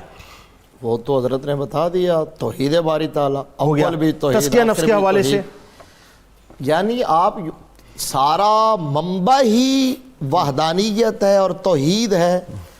یعنی 1,24,000 یا کم و بیش انبیاء و رسول جو تشریف لائے ہیں تو وہ کس کا درس دیتے رہے ہیں؟ ٹھیک ہے، توحید کا درس دیتے رہے ہیں۔ ٹھیک ہے۔ تو حضور غوث اعظم کی یہ تزکیہ، یہ تعلیم، یہ تربیت، یہ تلاوت، یہ تو سب اس کے روٹس ہیں، اور بالآخر لے کے کہاں جانا ہے؟ وہ خدا کی بارگاہ میں لے کے جانا ہے۔ بالکل ٹھیک۔ اور حضور غوث اعظم جس طرح آپ نے کہا کہ آپ تو چونکہ ہیڈ تھے، اور اصل اس دور کے اندر توحید پر آپ نے فوکس اس لیے کیا ہے اتنا زیادہ، یہ بات بھی سمجھنی چاہیے۔ ہمارے لوگ اس کو مس انڈرسٹینڈ کرتے ہیں، بھی پتہ نہیں کیوں کیا۔ اس کی وجہ یہ ہے جنید صاحب کہ چونکہ اس وقت عقیدہ توحید کے اندر علائشیں داخل کر دی گئی تھی۔ اس وقت جو متجددین تھے، سب سے بڑا جو آپ کی تجدید جو ہے وہ متجددین کے خلاف ہے۔ آپ کا جہاد، جنہوں نے دین کے اندر ایسی جدت کی چیزیں داخل کر رہے تھے، تو آپ کی چونکہ ڈیوٹی تھی، آپ سب کے ہیڈ ہیں، خود آپ فرمایا کرتے تھے چونکہ غوث اعظم سے بڑھ کر اپنے مقام اور مرتبہ کو اس طرح بیان اور اس کا اظہار بہت کم اولیاء نے کیا جس طرح آپ کرتے تھے۔ آپ فرماتے تھے کہ الانسو لہم مشائخ والجن لہم مشائخ والملائکۃ لہم مشائخ انا شیخ الکل فلا تقیسونی باحد ولا تقیسوا علی احد۔ فرماتے تھے وہ لوگوں تمہیں پتہ نہیں کہ عبد القادر جیلانی کا مقام مرتبہ کیا ہے۔ فرماتے تھے کہ انسانوں میں بھی مشائخ ہوتے ہیں، جنوں میں بھی مشائخ ہوتے ہیں، ملائکہ میں بھی مشائخ ہوتے ہیں، ایون ملائکہ میں بھی مشائخ ہوتے ہیں، اور وہ ہر کیٹیگری کے جو مشائخ ہیں، آنا شیخ الکل، میں ان کا شیخ ہوں، میں ان سب کا شیخ ہوں۔ کیا بات ہے، کیا بات ہے۔ اچھا، اب اس میں ایک بات اور آ گئی کہ مشائخ طریقت جو ہیں ان کی بھی عقیدت کیا کمال اور بے مثال ہے غوث الاعظم کے ساتھ۔ میں چاہتا ہوں ذرا پیر صاحب اس پہ آپ تھوڑا سا کلام فرمائیں کہ کن کن مشائخ نے کس کس انداز سے آپ کو ہدیہ تہنیت پیش کیا۔ حضور خواجہ خواجگان خواجہ غریب نواز معین الدین چشتی اجمیری علیہ رحمہ کے بارے میں تذکروں میں یہ بات موجود ہے کہ آپ اس وقت خراسان کے جو ہے پہاڑوں میں مصروف عبادت تھے جی۔ تو چونکہ یہ جو اعلان آپ نے فرمایا تھا یہ پوری روئے زمین پر، ہوا میں، فضا میں، بامر الہی ہر جگہ جہاں کوئی صاحب مقام موجود تھا وہاں تک پہنچا۔ یہ جو آگے مجلس میں 70,000 لوگوں تک بات ہو رہی تھی کہ آخری آدمی تک بھی آواز کا گرام وہی ہوتا تھا جو پہلے سامنے تک ہوتا تھا، جبکہ مائک نہیں ہے، کوئی بھی مادی چیز، روحانی مائک ہے، کوئی بھی مادی چیز نہیں ہے۔ تو یہ تو حاضرین مجلس ہیں، آپ کی وہ آواز تو پوری روئے زمین پر، کائنات میں، ہوا اور فضا میں سنے گی۔ ایسے ہی تو حضور خواجہ خواجگان خواجہ غریب نواز معین الدین چشتی اجمیری علیہ رحمت نے آپ کی بارگاہ اقدس میں فوراً عقیدت کا سر جھکایا، لا بل عینی ولا راسی، کہ صرف آپ کا قدم میرے کندھوں پر ہی نہیں بلکہ میری آنکھوں پر بھی ہے۔ اور حضرت خواجہ قطب الدین بختیار کاکی علیہ رحمہ، حضرت بابا فرید الدین مسعود شکرگنج رحمۃ اللہ تعالی، یہ تمام مشائخ، تمام صوفیاء، صلحاء جو مشائخ چشت بھی ہیں اور دیگر سلاسل کے، سہروردی سلسلہ کا آگے تذکرہ ہوا حضرت شیخ شہاب الدین سہروردی علیہ رحمت کا، دیگر تمام مشائخ نے آپ کی اس فرمان کو، آپ کی اس شان کو دل و جان سے تسلیم کیا، اور اس کے سبب سے اللہ تعالیٰ نے ان کو مزید ان کی فضیلتوں میں، ان کی عظمت میں اضافہ فرمایا۔ آپ سے پہلے بغداد میں جس شخصیت کا ذکر عام تھا، حضرت شیخ حماد دباس رحمۃ اللہ تعالی، ان کا ایک مرید تھا، طالب صادق، وہ اپنے شیخ کی خدمت میں حاضر ہوا کہ حضور میں جانا چاہتا ہوں کسی دوسرے سفر پر، بیرون ملک، میرا یہاں روزی تنگ ہے، مجھے کچھ فراخی رزق ہو جائے۔ آپ نے مراقبہ فرمایا اور کچھ دیر کے بعد فرمایا میں تجھے اس سفر کی اجازت نہیں دیتا۔ وہ وہاں سے اٹھا اور اس نے کہا کہ میں حضرت پیران پیر کی بارگاہ میں جاتا ہوں۔ وہاں حاضر ہوا، جب آپ کی بارگاہ میں حاضری دی تو آپ نے کچھ دیر مراقب رہنے کے بعد فرمایا جاؤ، اللہ اپنا فضل فرمائے گا، اللہ اپنا کرم فرمائے گا۔ وہ چلا گیا اس سفر پہ، کچھ دیر باہر گزاری اور اپنا محنت کی اس نے، اللہ تعالیٰ نے اسے رزق دیا. وہ واپس جب آ رہا ہے قافلے کے ساتھ، ایک جگہ رات کو قافلے نے پڑاؤ کیا، خواب کی حالت میں دیکھتا ہے کہ ڈاکو انہوں نے حملہ کیا، اور جب حملہ کیا تو پورے قافلے کے لوگوں کو لوٹا بھی اور مارا پیٹا بھی.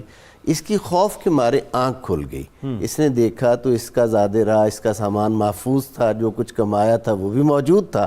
تو یہ صبح کو پھر قافلہ چلا، بغداد پہنچا، تو اپنی اس آمدن میں سے، کمائی میں سے کچھ حصہ اپنے شیخ کریم کے لیے، حضرت شیخ حماد دباس رحمۃ اللہ علیہ کے لیے لے کے حاضر ہوا. ان کی خدمت میں سلامی عقیدت پیش کیا، اور جیسے ہی وہ نذرانہ پیش کیا، آپ نے فرمایا بیٹے یہ نذرانہ ہم قبول نہیں کرتے، تم اس نذرانے کو حضرت شیخ عبد القادر جیلانی کی بارگاہ میں لے جاؤ.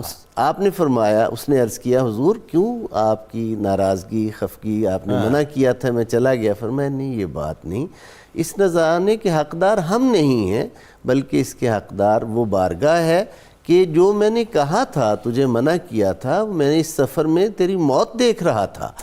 لیکن جب عبد القادر نے یہ کہہ دیا کہ جاؤ اللہ فضل فرمائے گا، کرم کرے گا، تو اللہ رب العزت نے زبان عبد القادر اور قول عبد القادر کی لاج یوں رکھی کہ ان کے کہے ہوئے کو، اپنی مشیت کو ایک خواب میں بدل کر ان کے کہے ہوئے کو سچ کر کے دکھا دیا.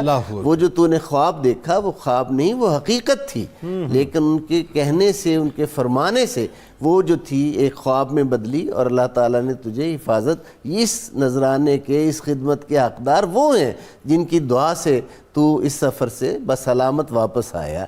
یہ وہ برکات ہیں جسے آپ کے دور کے تمام، ایک عام بات جو سمجھی جاتی ہے کہ المعاصرۃ لسبب المنافرت، لیکن آپ کی اس حوالہ سے شان جداگانہ ہے. بہت خوبصورت گفتگو ابھی ہوئی، سب دوستوں نے کی.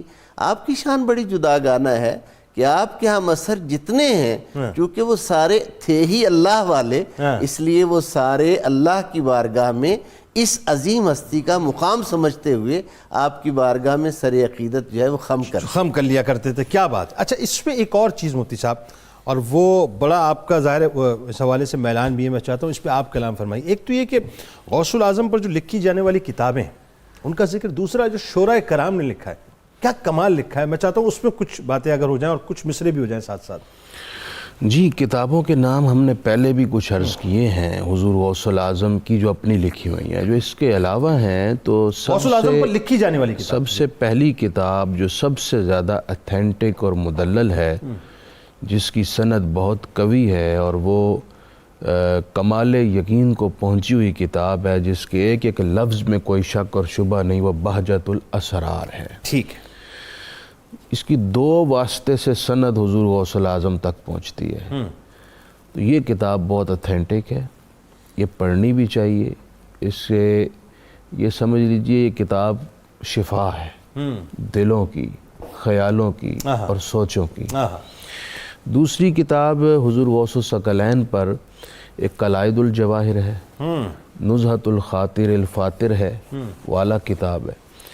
اسی طرح بعد کے ادوار میں بھی متعدد کتابیں آپ پر لکھی گئیں. سفینۃ الاولیاء میں بھی آپ کا تذکرہ ہے. حضرت شیخ عبدالحق محدث دہلوی رحمہ اللہ نے اخبار الاخیار میں بھی آپ کا بڑا تفصیل سے بڑا اعلیٰ ذکر کیا. شاہ ولی اللہ محدث دہلوی نے بھی ہمعات کے اندر آپ کے روحانی مدارج کا اور آپ کے بارے میں تفصیلاً اس میں بیان فرمایا ہے.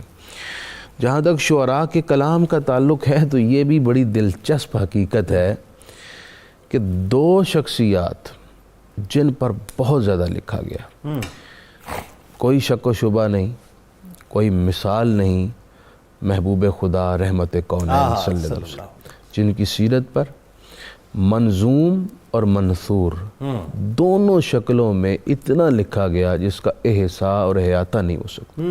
اور دوسری حضور سیدی غوث الاعظم کی ہستی ہے، آپ پر بھی اتنا لکھا گیا ہے کہ جس کا احصاء اور احاطہ نہیں. اگرچہ اور شخصیات پر بھی بہت لکھا گیا ہے، میں نفی کسی کی نہیں کر رہا. اور شعراء نے اپنے کلام کو لکھ کر اپنے لیے اس کلام کو باعث شفاعت سمجھا، باعث بخشش سمجھا، توشائے آخرت گردانہ لکھ لکھ. اور اتنی بڑی بڑی قد آور شخصیات نے لکھا ہے کہ ان کا لکھا ہوا پڑھ کر یوں محسوس ہوتا ہے کہ حضور غوث العظم شیخ عبد القادر جیلانی رحمہ اللہ کی جو ذات والا ہے اس کے سامنے ہم بہت ہیچ ہیں، اور ہماری ان کے ساتھ نسبت ہمارے لیے بڑی اعزاز کی بات ہے. مثلا حضور خواجہ اجمیر نے آپ پر پورا کلام لکھا، اور میں یہ بھی عرض کر دوں خواجہ اجمیر 6 ماہ حضور غوث العظم کے پاس بغداد شریف میں آپ کے دربار اقدس میں حاضر رہے. آپ فرماتے ہیں یا غوث معظم نور خدا، مختار نبی مختار خدا، سلطان دو عالم قطب اولا، حیران از جلالت ارض و سما. حضرت شاہ نقشبند تاجدار بخارا، نقشبندی کروڑوں نقشبندیوں کے عظیم پیشوا حضرت خواجہ بہاؤالدین نقشبند رحمہ اللہ فرماتے ہیں بادشاہ ہر دو عالم شاہ عبد القادر است، سرور اولاد آدم شاہ عبد القادر است، آفتاب و مہتاب و عرش و کرسی و قلم، نور قلب از نور اعظم شاہ عبد القادر است. حضرت خواجہ قطب الدین بختیار کاکی رحمہ اللہ کا بڑا خوبصورت کلام ہے. آپ فرماتے ہیں کہ قبلہ اہل صفا حضرت غوث الثقلین، دستگیر ہمہ جا حضرت غوث الثقلین، سبحان اللہ، یک نظر از تو بود در دو جہاں بس مارا، نظر جانب ماں حضرت غوث الثقلین. حضور آپ کی ایک نظر میرے لیے دنیا و آخرت میں کافی ہے، کیا بات، بس ایک نظر ڈال. یہ کون کہہ رہا ہے؟ بختیار کاکی فرما رہے. اور شیخ عبدالحق محدث دہلوی نے اپنے الفاظ بڑا کچھ لکھا. ایک انہوں نے یوں کہا اوست در جملہ اولیاء ممتاز، چوں محمد در انبیاء ممتاز. اچھا مفتی صاحب، اب سلسلہ قادریہ کے مقام پہ تھوڑی سی بات کرتے ہیں. یہ ذرا بتائیے لوگوں کو کہ ویسے تو ظاہر اس بر صغیر پاک و ہند میں خاص طور پہ 4 سلاسل جس میں قادریہ ہے، نقشبندیہ ہے، سہروردیہ ہے، چشتیہ ہیں، 4 سلاسل ہیں، لیکن ٹاپ آف دا لائن. اچھا اس میں دیکھیے یہ ایک بڑی کمال کی بات یہ ہے کہ ایک تو تمام سلاسل کا فیض حضور غوث پاک رضی اللہ تعالیٰ عنہ سے ہے، چاہے چشتی ہوں، نقشبندی ہوں، سہروردی ہوں، رفاعی ہوں، شاذلی ہوں، سب کا فیض حضور غوث پاک رضی اللہ تعالیٰ عنہ کی بارگاہ سے آتا ہے. اس پر ہم پہلے پروگراموں میں بات کر چکے ہیں. اس میں کمال کی بات وہ یہ ہے کہ جتنے بھی سلاسل ہیں، چشتی ہیں، سہروردی ہیں یا نقشبندی، عموماً جو ہمارے ہاں رائج ہیں زیادہ، وہ بھی اولیاء اللہ بڑے اللہ رب العالمین کے مقربین ہیں. قادریہ سلسلے کا جو تفوق ہے اس میں، وہ اس لیے بھی سمجھنے کی بات اس میں یہ ہے کہ باقی تمام سلاسل کے جو نام ہیں وہ ان کے شہروں کے، ان علاقوں کے ناموں کی وجہ سے وہ چلتے ہیں. اور سلسلہ عالیہ قادریہ جو ہے یہ اللہ رب العالمین خالق کائنات کے نام سے اور پھر حضور غوث پاک کے نام سے چلتا ہے، نام سے چلتا ہے. اس لیے باقی سلاسل کے جو طالبان ہیں، جو اس رستے پہ چلنے والے لوگ ہیں، جو مریدین ہیں، ان کو بہت محنت کرنی پڑتی ہے منزل تک پہنچنے کے لیے. حضور غوث پاک رضی اللہ تعالیٰ عنہ کے سلسلے کا ایک کمال یہ ہے کہ اس سلسلے میں نسبت قائم ہو جائے تو یہی بہت بڑی بات ہے. حضور غوث پاک رضی اللہ تعالیٰ عنہ دیر نہیں لگاتے اپنے مرید کو اللہ رب العالمین کی بارگاہ میں. کیا بات ہے، کیا بات. یہ ایک اچھا دوسری بات یہ ہے، حضور غوث پاک رضی اللہ تعالیٰ عنہ سے پوچھا گیا کہ آپ کے جو مریدین ہیں، اچھا یہ جتنے بھی آپ کے مریدین ہیں اور سب سے زیادہ مریدین حضور غوث پاک کے، تو کیا آپ اللہ کے حضور ان سب کی بخشش کروا لیں گے اتنے جو مریدین ہیں آپ کے؟ تو حضور غوث پاک نے اس وقت تحدیث نعمت کے طور پر فرمایا تھا کہ اللہ کریم کی بارگاہ سے ہمیں بخشش کا جو کوٹہ ملنا ہے نا، اس میں ہمارے اپنے تو بخشے جانے، ہم نے دوسرے سلاسل سے لے کر بھی بخشوانے ہیں. اتنا اللہ رب العالمین خالق کائنات کی بارگاہ میں یہ سلسلہ عالیہ قادریہ جو ہے وہ پسندیدہ ہے کہ حضور غوث پاک رضی اللہ تعالیٰ عنہ اس حد تک رب العالمین خالق کائنات کی بارگاہ سے فیض یافتہ ہیں کہ رب العالمین ان کو فرما رہا ہے. فرماتے مجھے 1 مرتبہ 2 مرتبہ نہیں 70 مرتبہ اللہ تبارک و تعالیٰ نے فرمایا یا عبد القادر لا يدخل مریدک النار، اے عبد القادر تیرا مرید ہم نے دوزخ میں نہیں ڈالنا. اچھا اب یہ بات ایک طرف کہ اتنی بشارتیں ہیں اور آپ اپنے مرید کی تربیت فرمانے کے لیے اس کو اللہ رب العالمین کے عذاب سے بھی ڈراتے ہیں، قبر کے عذاب سے بھی ڈراتے ہیں، آخرت کی فکر بھی دلاتے ہیں، تزکیہ نفس بھی اس کا کرتے ہیں، اور اخلاقیات کی تربیت بھی کرتے ہیں۔ آپ کی جو ارشاد و تعلیمات کی بات ہو رہی ہے، جو آستانوں کی ذمہ داریوں کی بات ہو رہی ہے، حضور غوث پاک رضی اللہ تعالیٰ عنہ اس میں ایک رول ماڈل کی حیثیت سے نظر آتے ہیں کہ آپ نے محض صرف نظر سے ہی دل نہیں بدلے، آپ نے اخلاق کی تربیت بھی کی ہے، باقاعدہ پڑھایا بھی ہے۔ ایک بزرگ فرماتے ہیں کہ میں دیکھا ہے کہ غبی طالب علم تھا، حضور غوث پاک اس کے ساتھ محنت کر رہے ہیں، بہت زیادہ اس کو سمجھانے میں مشقت اٹھا رہے ہیں، تو آپ لگے ہوئے ہیں، وہ پڑھتا ہے، اس کو یاد نہیں ہوتا، سمجھ نہیں آتی، آپ پھر کرتے ہیں۔ تو وہ کہتے ہیں جی میں دیکھتا رہا اور کہا کہ حضور آپ اتنا اس کے ساتھ مشقت کر رہے ہیں، تو آپ نے فرمایا اس کی اور ہماری مشقت کا ٹائم تھوڑا ہی رہ گیا ہے۔ وہ کہتے ہیں کہ آپ نے فرمایا کہ 1 ہفتے سے کم رہ گیا ہے اس کا ٹائم، اور 1 ہفتے کے بعد وہ بندہ فوت ہو گیا۔ مقصد اس میں یہ تھا کہ مطلب اتنے غبی طالب علم جس کو سمجھنے میں ہمیں اگر پڑھانا پڑے تو ایک سے دوسری مرتبہ طالب علم کو بات پوچھ لی تو ہم اکتا جاتے ہیں، آپ نہیں اکتاتے تھے، آپ یہ والی ظاہری محنت بھی کرتے تھے، اور روحانی فیض تو پھر آپ کا تھا ہی، وہ تو نظر تھی ہی۔ ناظرین کرام، گفتگو چل رہی ہے اور آئیے ہم سب مل کر سرکار مدینہ صلی اللہ علیہ وآلہ وسلم کی بارگاہ میں حاضر ہوتے ہیں اور درود پاک کے نذرانے کو پیش کرتے ہیں، اور اس کے بعد جب وقفے سے واپس آئیں گے تو ایک بات میرے ذہن میں آئی تھی، بات یہ تھی صاحب کہ آج ہمیں اگر دولت مل جائے، بہت ساری دولت مل جائے، تو ہم کیا کریں گے؟ اور حضور غوث الاعظم فرماتے ہیں کہ اگر مجھے دنیا کی دولت مل جائے تو میں کیا کروں گا، یہ میں آپ کو وقفے کے بعد بتاؤں گا، اور انشاءاللہ علامہ صاحب سے آج ہم نے کلام بھی سننا ہے۔ ہمارے ساتھ رہیے، ملاقات کرتے ہیں آپ سے درود پاک کے وقفے کے بعد۔ اللہم صلی علی سیدنا و مولانا محمد وعلی سیدنا علی و سیدتنا فاطمہ و سیدتنا زینب و سیدنا حسن و سیدنا حسین وعلی وصحبه وبارك وسلم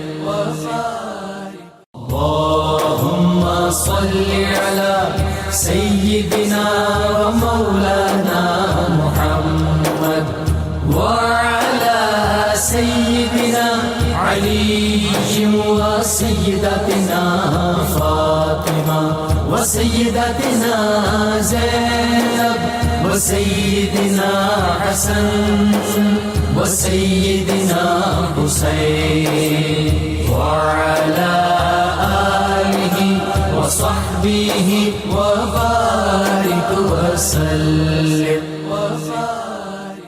اللهم صل على سيدنا ومولانا محمد۔ خوش آمدید ناظرین کرام، میں وقفے سے قبل ایک بات عرض کر رہا تھا کہ آج اگر ہمیں کوئی کہے کہ آپ کو دنیا کی دولت ہم دے دیتے ہیں تو آپ کیا کریں گے، تو ہو سکتا ہے ہمارے ذہن میں بہت سی پلاننگز ہوں، بہت سے معاملات ہوں، ہم بہت کچھ کرنا چاہتے ہوں، ہم گھر بنانا چاہتے ہوں، گاڑی لینا چاہتے ہوں، اپنے بینک بیلنس کو تھوڑا مضبوط کرنا چاہتے ہوں، اپنا فیوچر بنانا چاہتے ہوں، یعنی دنیا کو ایک جنت نظیر صورت میں جو ہے وہ بنا دینا چاہتے ہوں، یہ ہماری شاید ہو سکتا ہے سوچ ہو۔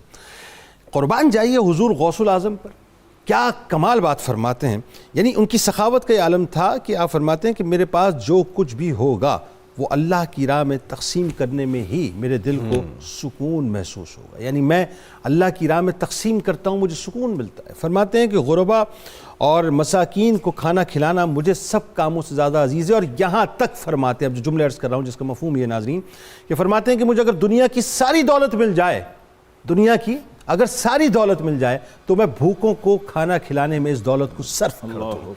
یعنی آپ مقام اور مرتبہ دیکھیے ناظرین کہ ہے چاہے یہ سارا پیسہ، یہ دولت، یہ آسائش، سب کچھ، مجھے اگر راحت اور سکون ملے گا تو اس بات پہ ملے گا کہ دنیا کی ساری دولت اگر اللہ تعالیٰ مجھے عطا کر دے تو میں بھوکوں کو کھانا کھلاؤں تاکہ وہ پیٹ بھر کے اپنے اپنے گھروں پر جائیں۔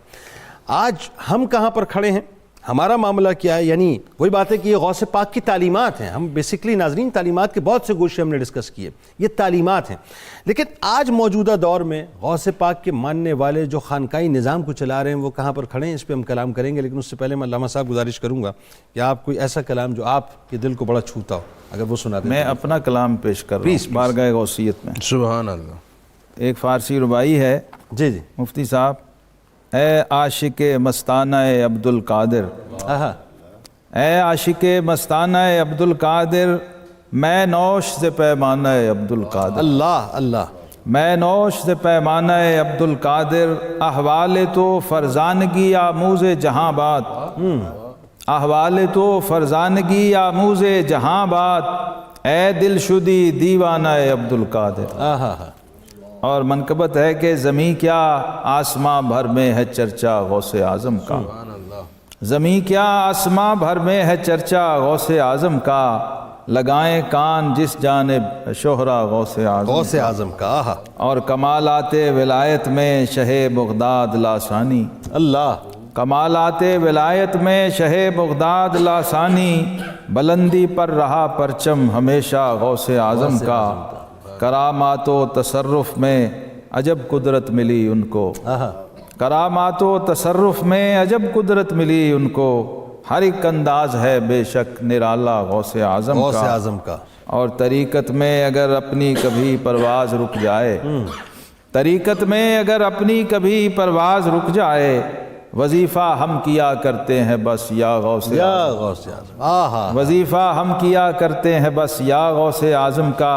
اور یہ آپ ہی کے شعر کا ترجمہ ہے، حضور غوث پاک کا شعر ہے، افلت شموس الاولین وشمسنا ابداً علی افق الولا لا تغربو، ہوئے ظاہر مگر پھر چھپ گئے پہلے سبھی سورج، ہوئے ظاہر مگر پھر چھپ گئے پہلے سبھی سورج، رہے گا تا ابد سورج چمکتا غوث اعظم کا۔ سبحان اللہ۔ اور قدم اس پیر پیراں کا ولی گردن پہ رکھتے ہیں، قدم اس پیر پیراں کا ولی گردن پہ رکھتے ہیں، ہے بوسا گاہ اہل عشق تلوا غوث اعظم کا، اگرچہ سلسلہ شہزاد میرا نقش بندی ہے، اگرچہ سلسلہ شہزاد میرا نقش بندی ہے، دل و جان سے ہوں لیکن نام لیوا غوث اعظم کا۔ کیا خوبصورت بات ہے، کیا خوبصورت بات ہے، اللہ آپ کو خوش رکھے، کیا خوبصورت بات ہے۔ اچھا جی، اب بات یہ مفتی صاحب، غوث پاک اور موجودہ خانقائی نظام، یہ اتنا اہم موضوع ہے، میں اس پہ چاہتا ہوں کہ مطلب ایک سوال آپ سے کر کے بات آگے نہ بڑھاؤں، بلکہ اس پہ فرداً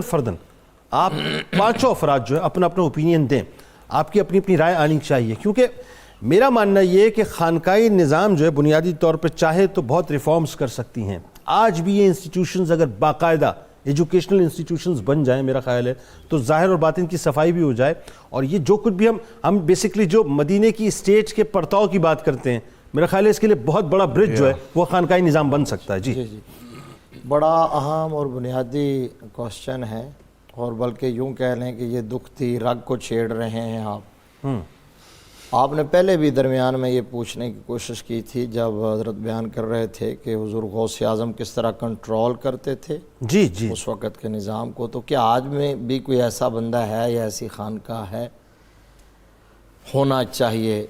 اور پھر غوث اعظم کی مجلس میں جس طرح اگر ایک آیت کی 40 تفسیریں بیان ہوتی ہیں تو ساتھ میں پھر کیا ہوتا ہے کہ اب ہم کال سے حال کی طرف لوٹتے ہیں، ٹھیک ہے یہاں۔ اور نبی رحمت صلی اللہ علیہ وسلم کا جو مشن ہے، چونکہ حضور غوث اعظم اور اس کیٹیگری کے جو علماء ہیں، در حقیقت انہی کے بارے میں ہے، العلماء ورثۃ الانبیاء، اور علماء امتی کا انبیاء بنی اسرائیل۔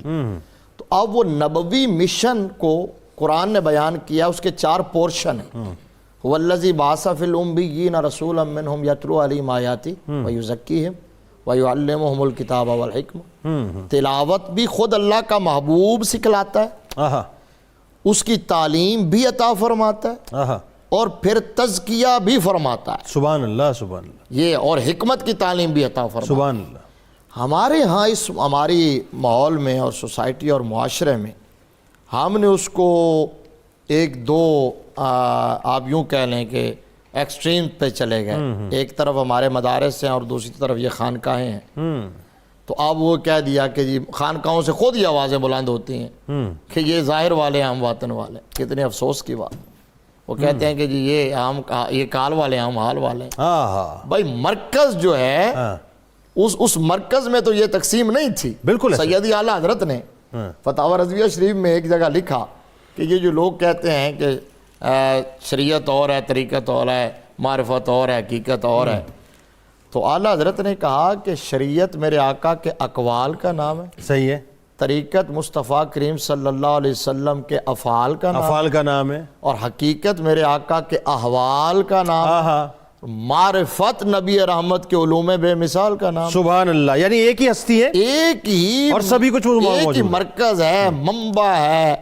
اور یہی اس وقت تک, یعنی آپ ماضی بعید میں جہاں سے ہم بات کر رہے ہیں پیرانے پیر خانقاہوں میں یہ سب کچھ ہوتا تھا. غوث الاعظم کیا تو سب نظر آ رہا ہے, سب کچھ ہوتا تھا. اب یہ ہے کہ ادھر سے آواز آئی کہ علم و بس کری ہو یار, سمجھے نہیں. حضور غوث اعظم فرما رہے ہیں درست العلم حتی صرت کتب. آپ نے اپنی کتبیت کی بنیاد ہی علم پر رکھی ہے, اور پھر ساری زندگی علم پڑھنے میں اور پھر باقی زندگی علم پڑھانے میں لگا دی ہے.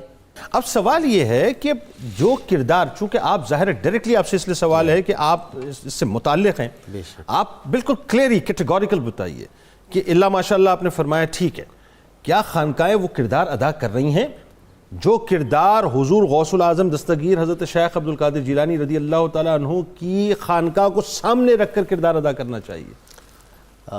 میرے ذاتی خیال میں تو وہ کردار صبح نور ادا کر رہا ہے, خانقاہیں نہیں ادا کر رہی ہیں, اور خانقاہوں کو کرنا چاہیے.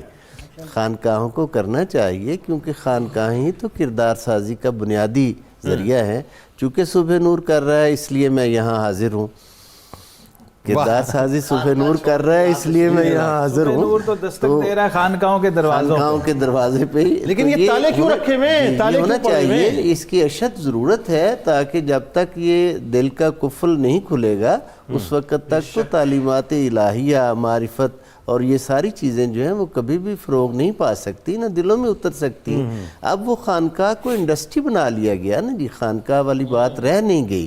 اس کا مقصد ہی کچھ اور بن گیا نا جی. انڈسٹری بنا کے اس سے آمدن کے ذرائع جو ہے وہ بس حاصل کیے جاتے ہیں, جو کرنے والا کام ہے اس کی طرف توجہ نہیں دی جاتی. مفتی صاحب آپ سے, اب یہی خانقاہیں اس وقت جو ہمارے سامنے اس وقت نقشہ جناب پیر صاحب نے بھی کھینچا, مفتی صاحب نے بھی کھینچا, ابھی علامہ صاحب سے بھی گفتگو کرتے ہیں, اس نقشے کو سامنے رکھتے ہیں, اور اب ایک نقشہ اور رکھتے ہیں کہ یہی خانقاہیں حضور غوث الاعظم کے دور میں ہوتی اور حضور غوث الاعظم مسند نشین ہوتے, تو پھر ان خانقاہوں کے ساتھ کیا کرتے ہیں میں سننا چاہتا ہوں.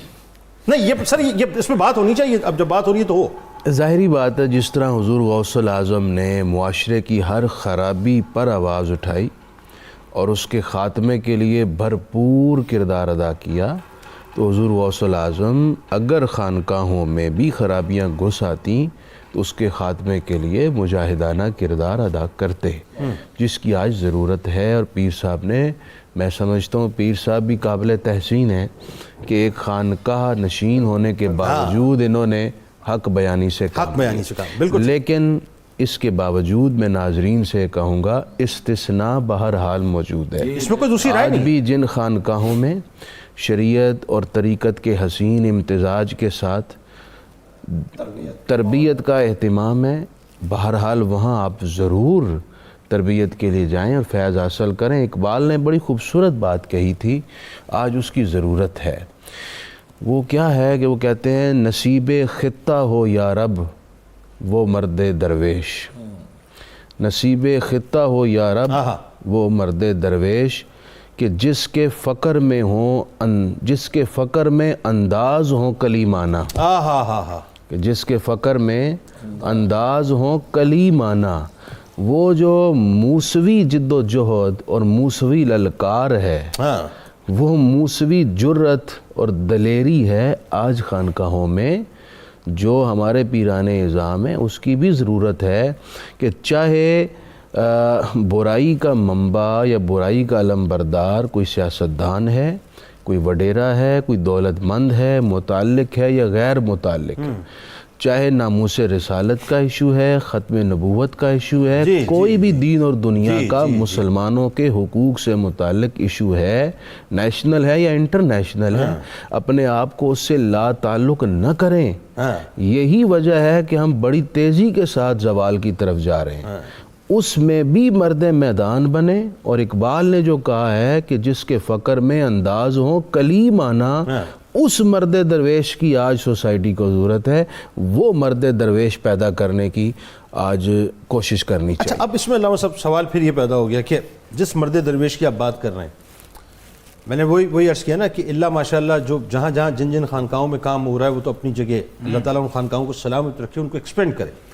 لیکن اس مرد درویش کو ہم کہاں تلاش کریں جو ہمیں غوث العظم دستگیر حضرت شیخ عبد القادر جیلانی رضی اللہ تعالیٰ عنہ کی تعلیمات کی صورت میں نظر آئے؟ اقبال نے خود اس کا جواب دیا ہے. وہ کہتے ہیں حدیث دل کسی درویش بے گلیم سے پوچھ. درویش بے گلیم، گلیم والا درویش اس دور کو نہیں چاہیے، درویش بے گلیم چاہیے. خدا کرے تجھے تیرے مقام سے آگاہ. اللہ کی سنت بھی یہ رہی ہے کہ اس نے ہر دور کے تقاضوں کے مطابق نبی و رسول بھیجا اور اس کے معجزے تک اس نوعیت کے رکھے. اللہ اللہ اللہ. حضور غوث اعظم شہنشاہ بغداد جو ہیں نا یہ آل راؤنڈر ہیں اور آل ان ون ہیں.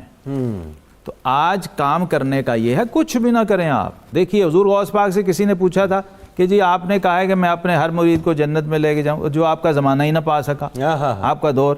تو آپ نے فرمایا جو میرے طریق پہ ہوگا، میری نسبت پہ ہوگا، وہ قیامت تک آئے وہ میرے ساتھ جائے گا. کیا بات. تو آج کام کرنے کا کیا ہے؟ خانقاہوں میں میرے ناقص رائے میں سب سے پہلا کام، بلکہ ہماری پوری امت میں ہمارا سب سے بڑا پرابلم ایشو جو ہے نا جی میرے نزدیک اس امت کا، وہ یہ ہے کہ ہم جنہیں مانتے ہیں انہی کو نہیں جانتے. ہائے کیا خوبصورت جملہ ہے کہ جنہیں مانتے ہیں انہی کو نہیں جانتے. اور ہمیں ہمارے بزرگوں نے کیا سمجھایا تھا؟ انہیں جانا انہیں مانا.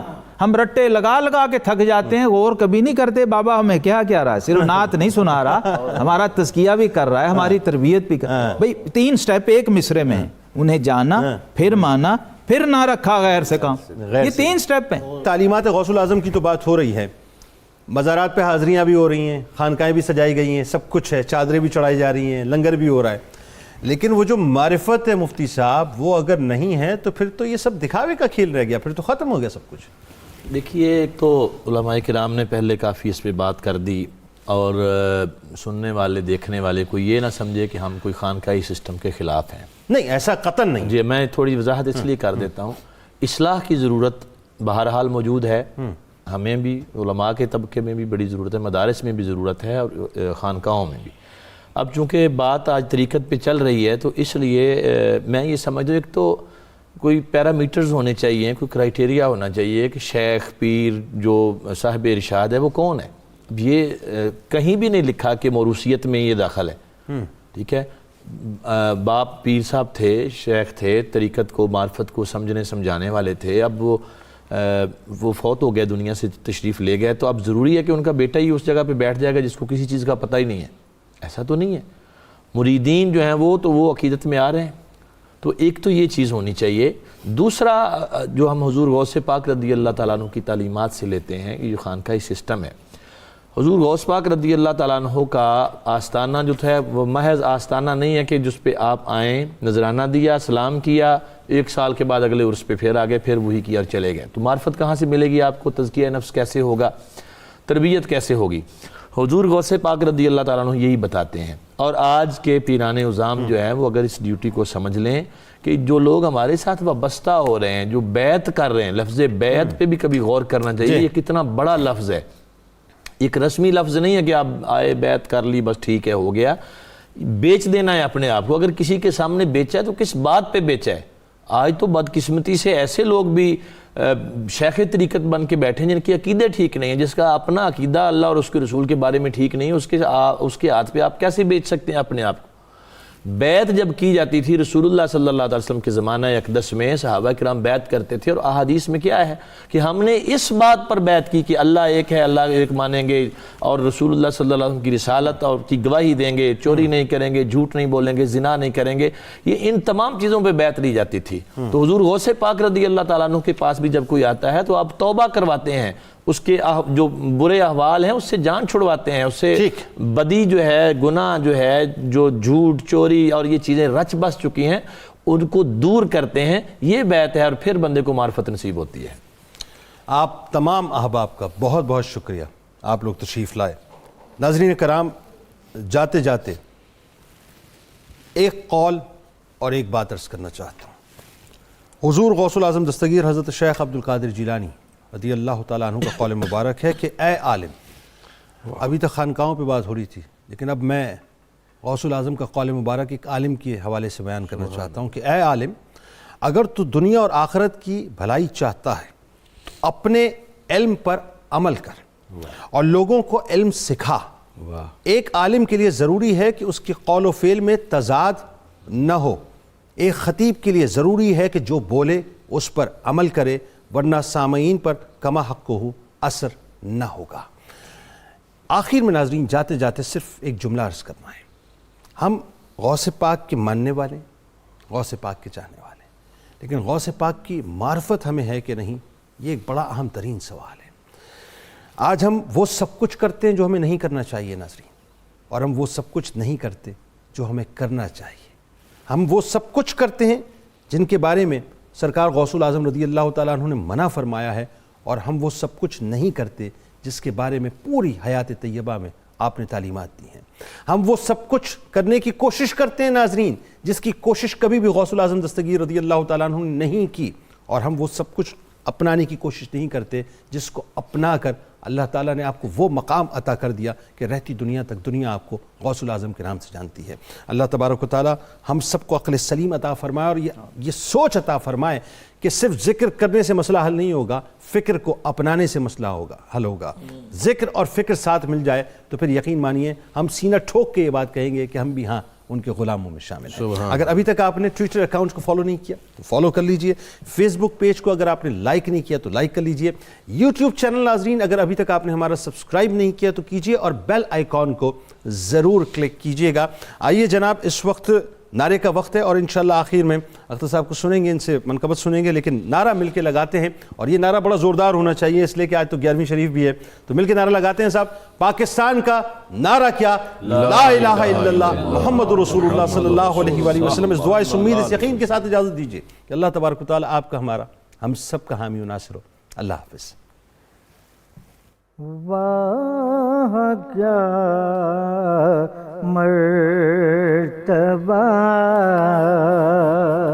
واہ کیا مرتبہ، اے غوث ہے بالا تیرا، اونچے اونچوں کے سروں سے قدم اللہ تیرا، واہ کیا مرتبہ.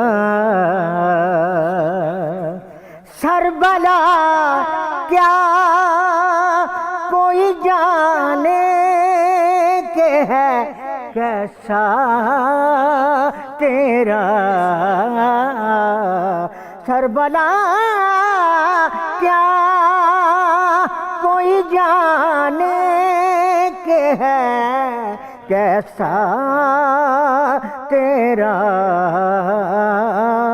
اولیاء ملتے ہیں آنکھیں وہ ہے تلوار تیرا، اولیاء ملتے ہیں آنکھیں وہ ہے تلوار تیرا،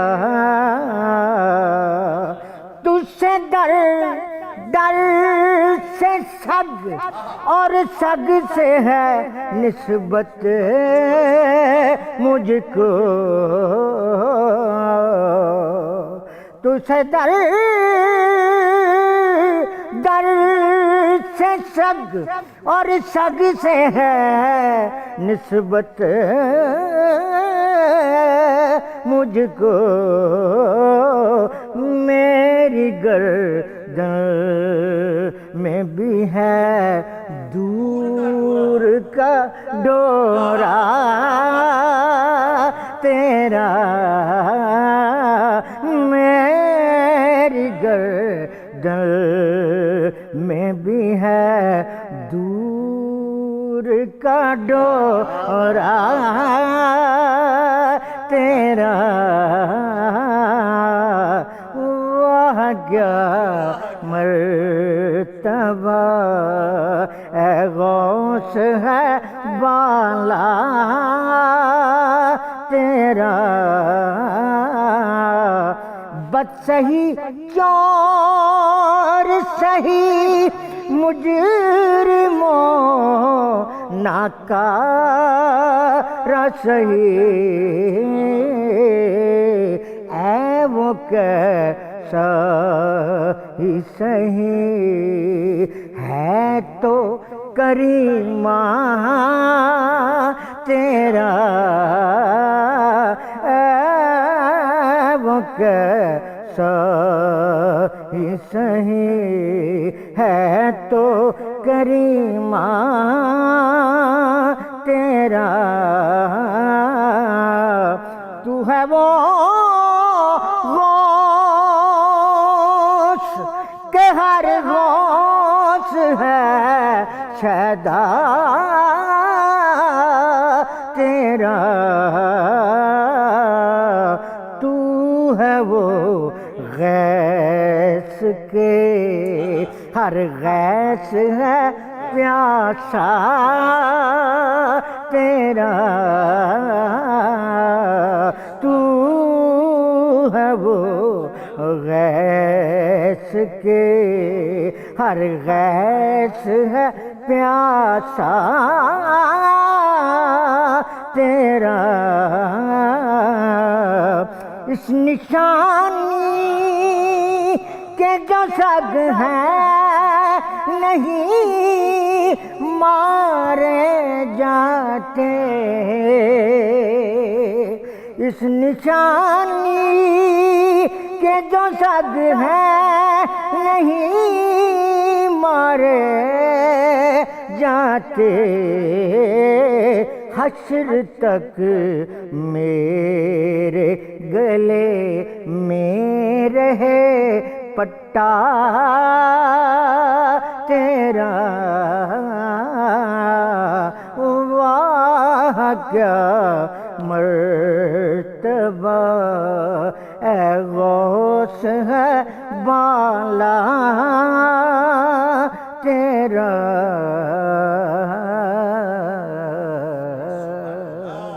اللهم صل على سيدنا ومولانا محمد وعلى سيدنا علي وسيدتنا فاطمة وسيدتنا زينب وسيدنا حسن وسيدنا حسين وعلى آله وصحبه وبارك وسلم